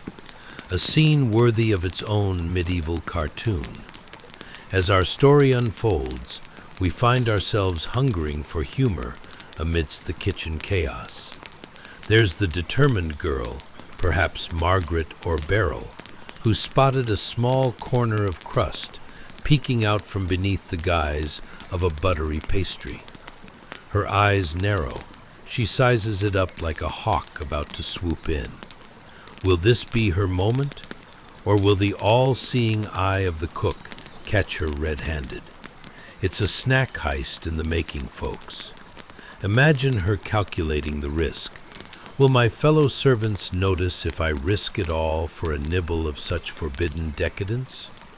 That's right, she's taking her shot like a modern-day quiz show contestant, contemplating the answer while a ticking clock sends sweat beads down her brow. Her heart races, not just from potential starvation, but from the thrill of the taboo. The air crackles with tension, both savory and sweet. With a flick of her wrist, Margaret reaches out, every second feeling like eternity. The cook, a burly fellow known for his fiery temper and suspiciously large ladle, prowls the kitchen, scanning for anyone contemplating a rebellious act against the pantry. The very ladle that once stirred the finest stew now looms like a guillotine, mighty and unforgiving. "Is that a crumb on your tunic, Margaret?" he bellows suddenly, turning sharply, his eyes narrowing like those of a hawk spotting prey mid-flight. Hello, panic mode, just like trying to dodge an ex at a reunion, sudden, awkward, and a little too loud. Margaret freezes, caught in the act like a deer in the headlights, unusually aware of just how crummy she looks. Perhaps it's the uneven hair or that one eye that always squints a little too much. It's all very unguarded, yet under all that chaotically misplaced dough lies the spirit of rebellion. Imagine a commercial airing during the Super Bowl that urges you to seize the moment, except instead Of freedom, it's just a piece of pie crust.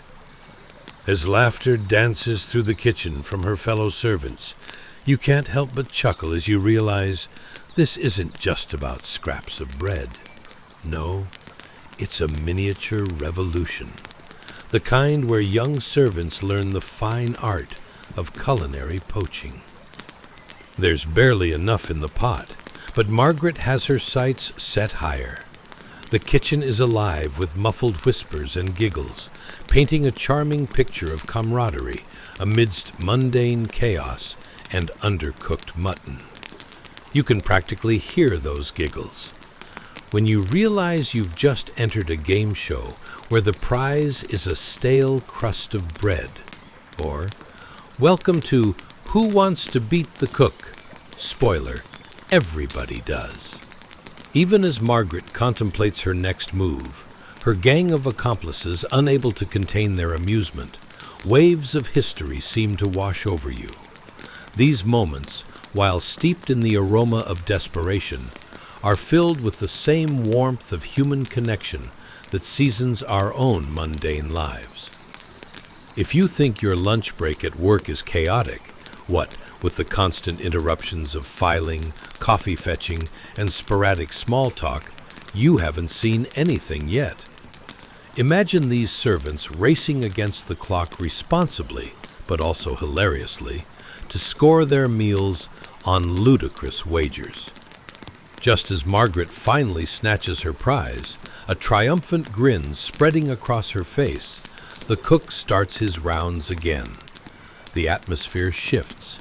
It's a living, breathing tangle of adrenaline and missed opportunities, predicaments and pie crusts, all reminding you of the constant game of luck we play for fulfillment, whether it's at the table or the office break room. After a brief tussle over who eats the last crust, spoiler, it's Margaret, now fully committed, the kitchen hums with an entirely different energy. It becomes a stage for a most theatrical rivalry, the kind that has pitted generations of servants against one another in a battle for crumbs and dignity. As she takes a triumphant bite, bliss stretches across her face like she's just bitten into the world's best chocolate, despite it being half a day old and splattered with yesterday's stew remnants. And as you drift further into sleepy oblivion, consider this. Behind every grand feast laid before nobles rests a tiny army fueled by the arcane art of bread thievery and whimsical conspiracy.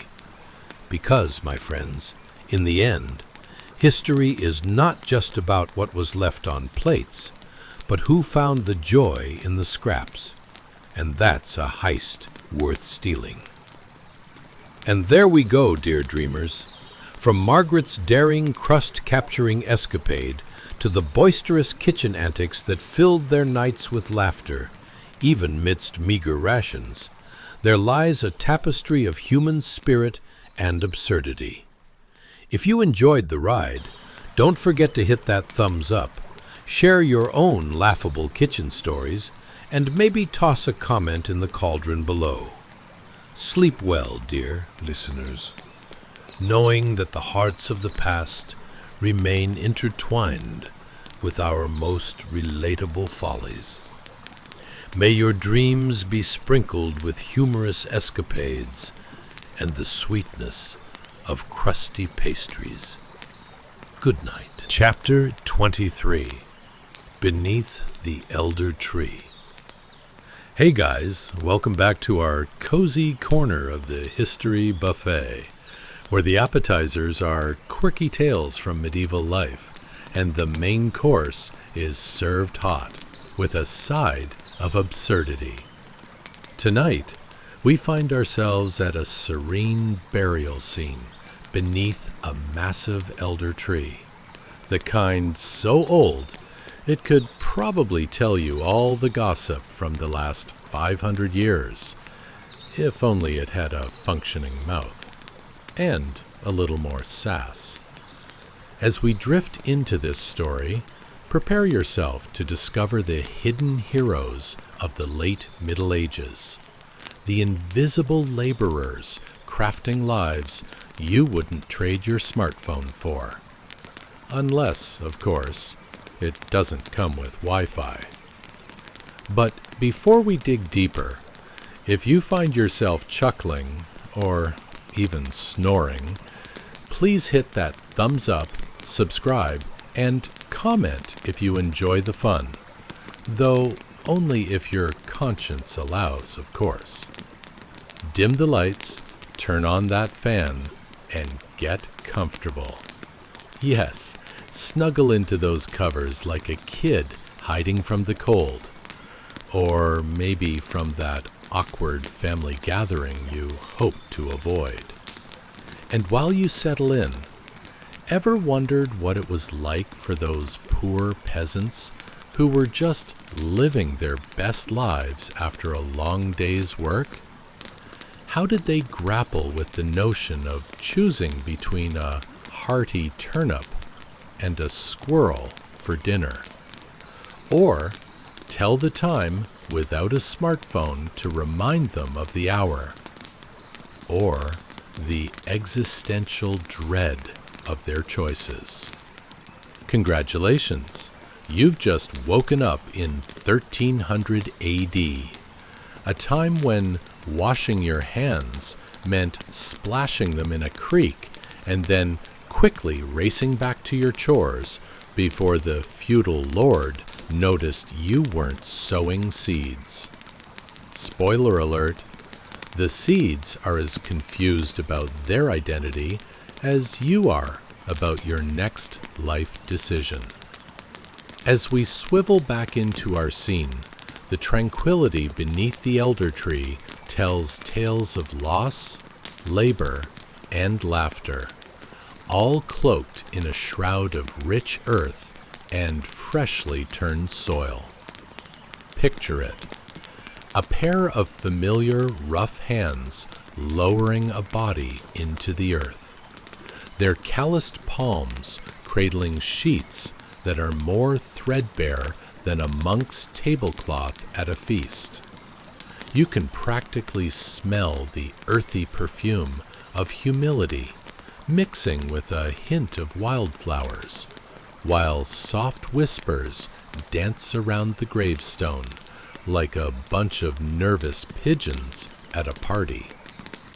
This melancholic but humorous ceremony can't help but draw your attention, because who wouldn't chuckle at the sight of a crooked wooden cross, the handiwork of a once ambitious carpenter who probably thought, nailed it, more or less.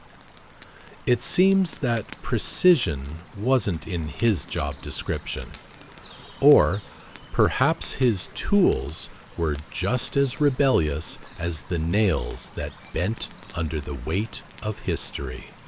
Ever tried to assemble IKEA furniture without the instruction manual? Imagine that, but with old timber and a grave marker. We're talking about a truly medieval DIY project gone awry. And here's the kicker. Each mourning soul lowering a loved one, possibly while trying to dodge the occasional fallen acorn, shares heartfelt stories filled with humor and light. You might hear the tale of Agnes, the infamous town gossip who always claimed to have the best butter churn, or old Roger, who still believed his goat could sing on Tuesdays, once even prompting a small audience of skeptics who just wanted the afternoon entertainment. As this scene unfolds, it conjures an image of community, embodied in the laughter that emerges around these dark yet vibrant moments. How many times have you found yourself at a somber gathering, nervously cracking jokes about how Uncle Bob accidentally wore mismatched shoes to his own wedding? Yes, everyone has their unique way of coping with loss, even when it means inadvertently resurrecting some truly ludicrous memories. If you think social media influencers have cornered the market on storytelling, think again. Tales were woven beneath the elder tree where villagers gathered to connect, squinting at the sun while relaying epic adventures of wild turnip hunts, tales of mischief involving gnomes, or exaggerated accounts of how they heroically rescued, or simply lost, their livestock on the wrong side of the forest. And the laughter sewn into the fabric of their stories began to momentarily soften the edge of grief. Imagine a friend shaking their head, chuckling, and there I was, chasing that pig like it owed me money. That's the essence of life, messy, funny, and sometimes just a tad absurd. As we slowly drift off into this embrace of humility and humanity, remember, behind every grave lies not just loss, but laughter, a mingling of memories that span generations, where love and resilience shine brighter than the finest medieval chandelier. It's a gentle yet bittersweet reminder that in the grand pursuit of noble life, every ounce of invisible labor is wrapped in the warm fuzzies of human connection and, let's be honest, a healthy dose of awkwardness. So let's raise a toast, not with spilled ale over the table, but rather in quiet reflection for those workers of old, their crooked crosses, and the outrageous tales still floating around like autumn leaves in a gentle breeze. Each piece of laughter shared, transported through time, reminding us to embrace the downright ridiculous, because sometimes that's exactly what life calls for. Not perfectly straight wooden crosses, but hilariously crooked ones, reflecting the beautifully untamed essence of humanity.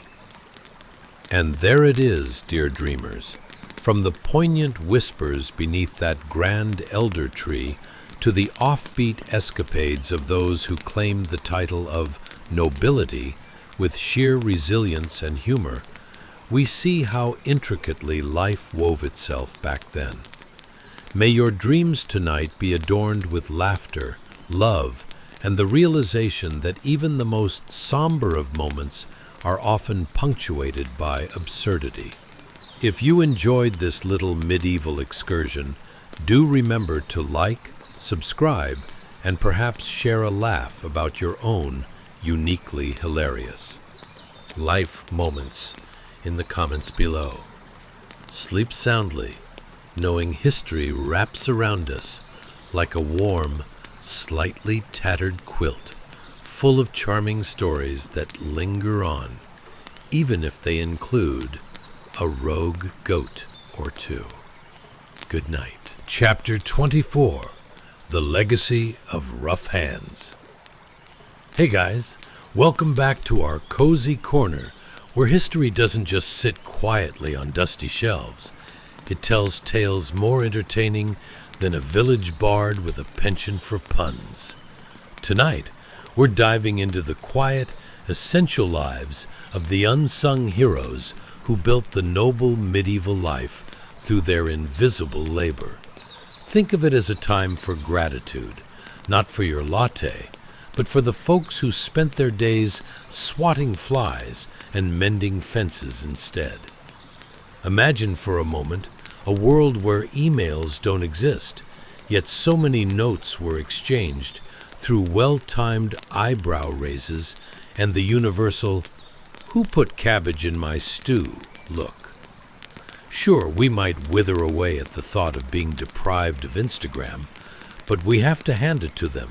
Our medieval ancestors had no filter, except perhaps the one made of sheep wool that offered dubious protection from the elements.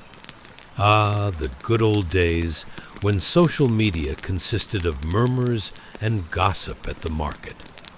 Before we get cozy in our time-traveling blanket of absurdity, hit that thumbs up if you enjoy this little romp through history, and maybe consider subscribing, but only if you actually find joy in this quest.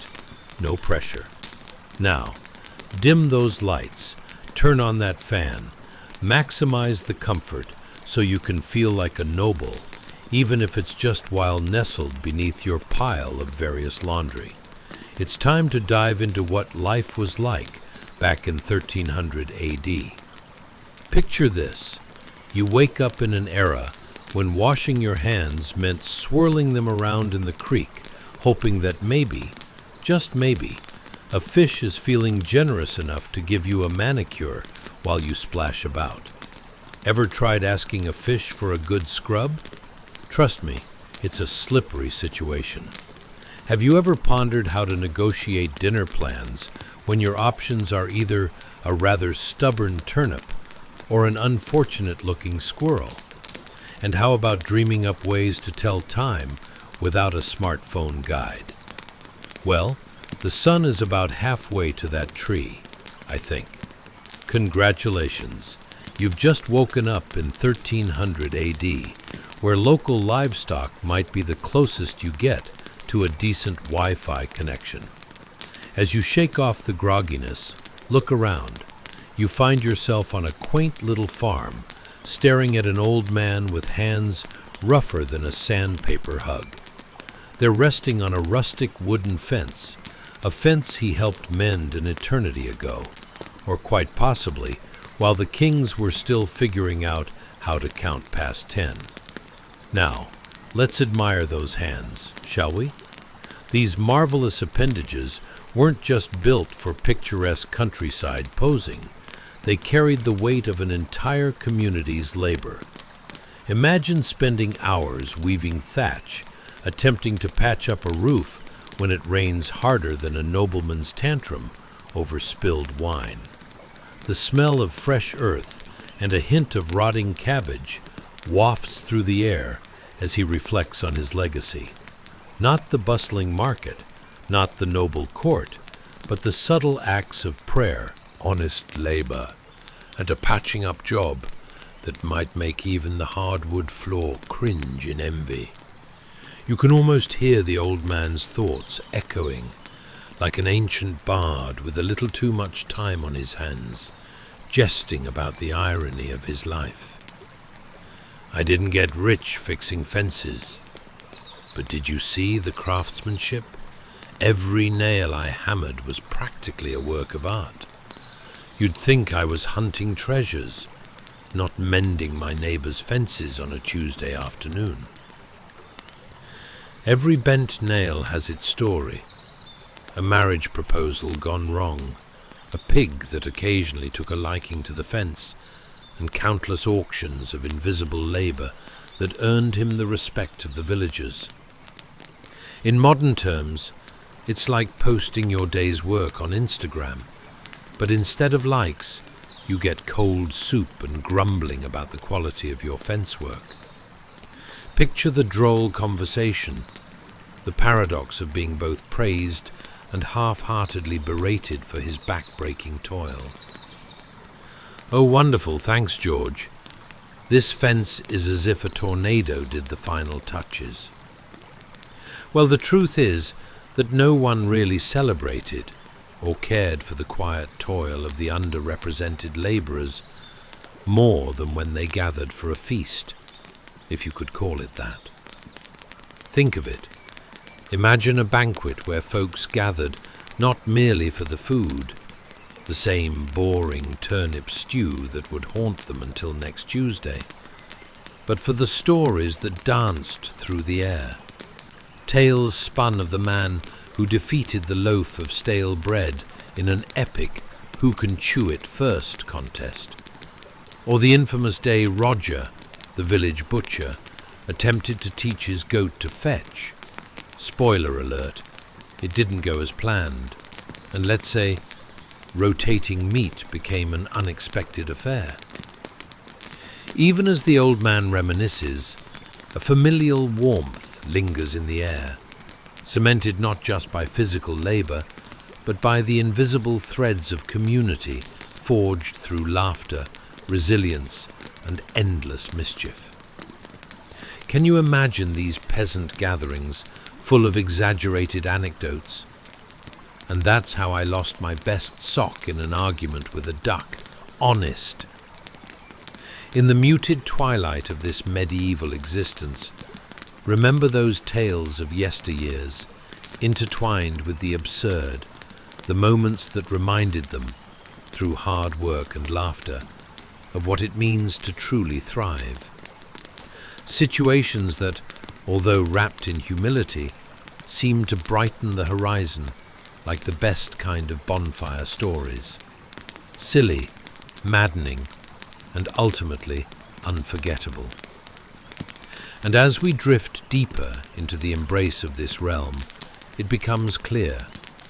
Behind every rough hand lies a legacy that transcends wealth, an indomitable spirit tucked humorously between patched roofs and crooked fences. It's a gentle reminder that, in this complex tapestry of life, every stitch of effort weaves together the fabric of who we are, hilariously imperfect, beautifully human, and undeniably relatable. So let's raise a toast, not a fancy goblet, but perhaps a slightly chipped wooden bowl, filled with the best soup we can muster, and toast to the legacy of that weathered old man, his silent strength, and of course, all the splendidly crooked endeavors that remind us of the heart, humor, and humility that built this noble life.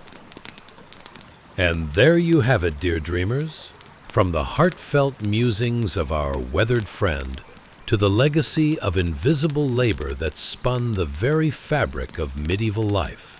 May your dreams be infused with the warmth of shared labor, laughter, and the delightful awkwardness that fills our human stories. If you enjoyed this whimsical journey through time, remember to like, subscribe, and sprinkle a comment about your own hilariously relatable moments. Sleep soundly, knowing that history wraps around us like a cozy quilt full of charming tales, each thread a little ludicrous, but all wonderfully connected. Good night. Chapter 25, A Window into the Afterlife. Hey guys, welcome back to our cozy corner where history tickles your funny bone more than a feather-wielding jester. Tonight, we begin with something colder than your ex's heart. The chilly traditions of late medieval life, where letting in the night air meant just as much to a passing soul as it did to the drafty cottage you find yourself in. Imagine a small, dimly lit cottage nestled in a village with the kind of draft that could make even a ghost shiver. Seriously, if shadows had shivers, you'd see them quaking in the corners right now. In this quaint abode, an elderly woman, let's call her Granny Gwendolyn, opens a leaded window, allowing a late-night draft to sweep through. That's right, folks. This isn't just window dressing. It's a heartfelt community tradition to bid farewell to the occasional soul making its way to a place devoid of frost-bitten toes and questionable stew choices. Do you think Grandma has an annual draft warm-up routine? Maybe she stands there flexing her fingers, whispering to the night, "Oh yes, sweetie, send the chilies my way. We want an icy farewell." Ever pondered how many passing souls actually got stuck in the window? Perhaps they just needed a gentle nudge, or worse, a strong cup of chamomile. Just think about that next time you're sipping tea. Do we even like it, or are we just fulfilling some archaic tradition of spiritual hospitality? Dim the lights, maybe pull a fuzzy blanket over your lap, and settle into a chair that creaks more than your knees after a long day. Because just like a pair of mismatched socks, it's time to cozy up to the peculiarities of life in 1300 AD, a time when allowing a spirit to escape was less about ghostbusters and more about neighborly love and chilly air. So, tighten those belts and prepare your hearts. Did you ever wonder how a medieval peasant, whose biggest decision was whether to go for the stale loaf of bread or the more nutritional turnip, felt about their options? How did they decide the fate of these culinary masterpieces? Did it involve some sort of ceremonial dance with the turnip in question? And let's not forget about the delightful dilemma of exploring their feelings toward bathwater, a treasure so prized it could last for weeks before someone jumps in and decides it's time for the change. And that change smells like yesterday's soup. Ah, yes, congratulations. You just woke up in 1300 AD, where the sun, or what little of it actually penetrated the storm clouds, peeks uneasily through that very same leaded window. It's a late autumn night, the kind that invites all manners of chill deep into your bones, and you can hear the soft hum of Granny Gwendolyn mumbling about the previous occupants of the afterlife.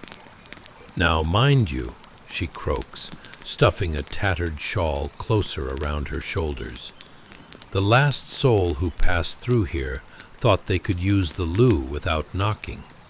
A real ruckus that one caused.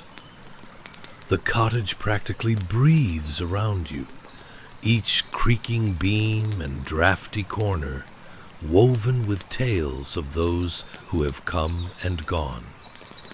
Picture how this dimly lit space transforms into a celestial waiting room.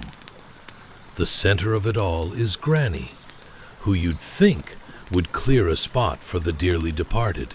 But no, instead, she laments over her last cabbage soup recipe. It was almost perfect, but really, when it rains, croaking is just unavoidable. Ah, the smells. You've got the earthy tang of damp wood mingling with remnants of last night's supper. Cabbage violently fights for room in your nostrils, and a faint whiff of something suspicious, which could either be last week's pie or evidence of some mouse's culinary ambitions. "A feast for the gods!" Granny shouts, as she tosses a few scraps out the window, just in case any local spirits are looking for an appetizer. As the night deepens, you can hear the wind outside sounding suspiciously like the complaints of villagers facing the first frost of the season. It's a symphony of existential angst, punctuated by the occasional faint moan of a disgruntled ghost. Or perhaps that's just Tobias from 2 cottages down, arguing with a goat. Who can say? Thus, the air is filled with both warmth and cold, like that awkward moment when you realize you've chosen the wrong beverage at a party. Let's hear it for that iconic medieval combination of social obligation and supernatural hospitality, shall we? The very idea of opening a window to usher away a restless spirit while muttering about last night's cabbage soup definitely adds a splash of absurdity. Imagine scrolling through your old medieval parchment for a best practices guide on how to deal with wayward souls and first frost. Tip 1. Always charge the nachos ahead of time. And tip 2. Gone but not forgotten, especially if the new ghost gets moody over last week's leftovers. And here you are, cozy in this cottage where ice-cold air dances through the room, sprinkling a slight chill onto your shoulders, while reminding you that your actual bed is just a few paces away, much more inviting than what passes for a night's sleep here. But Gwendolyn isn't thinking about comfort. She's got her own methods of holding on to warmth, and the spirits she's seen flutter through her window like an ill-prepared bat on a diet. So, while Granny Gwendolyn speaks sweetly to the frosty air, every time you feel a cold draft, think of it as her subtle way of saying, "It's not just a window, dear. It's an ethereal passageway to the other side, where everybody gets their just desserts, even if it's a bit soggy." And outro. And there you have it, dear dreamers. We've explored how invisible labor and an open window are all part of the odd tapestry weaving the adventures of medieval life.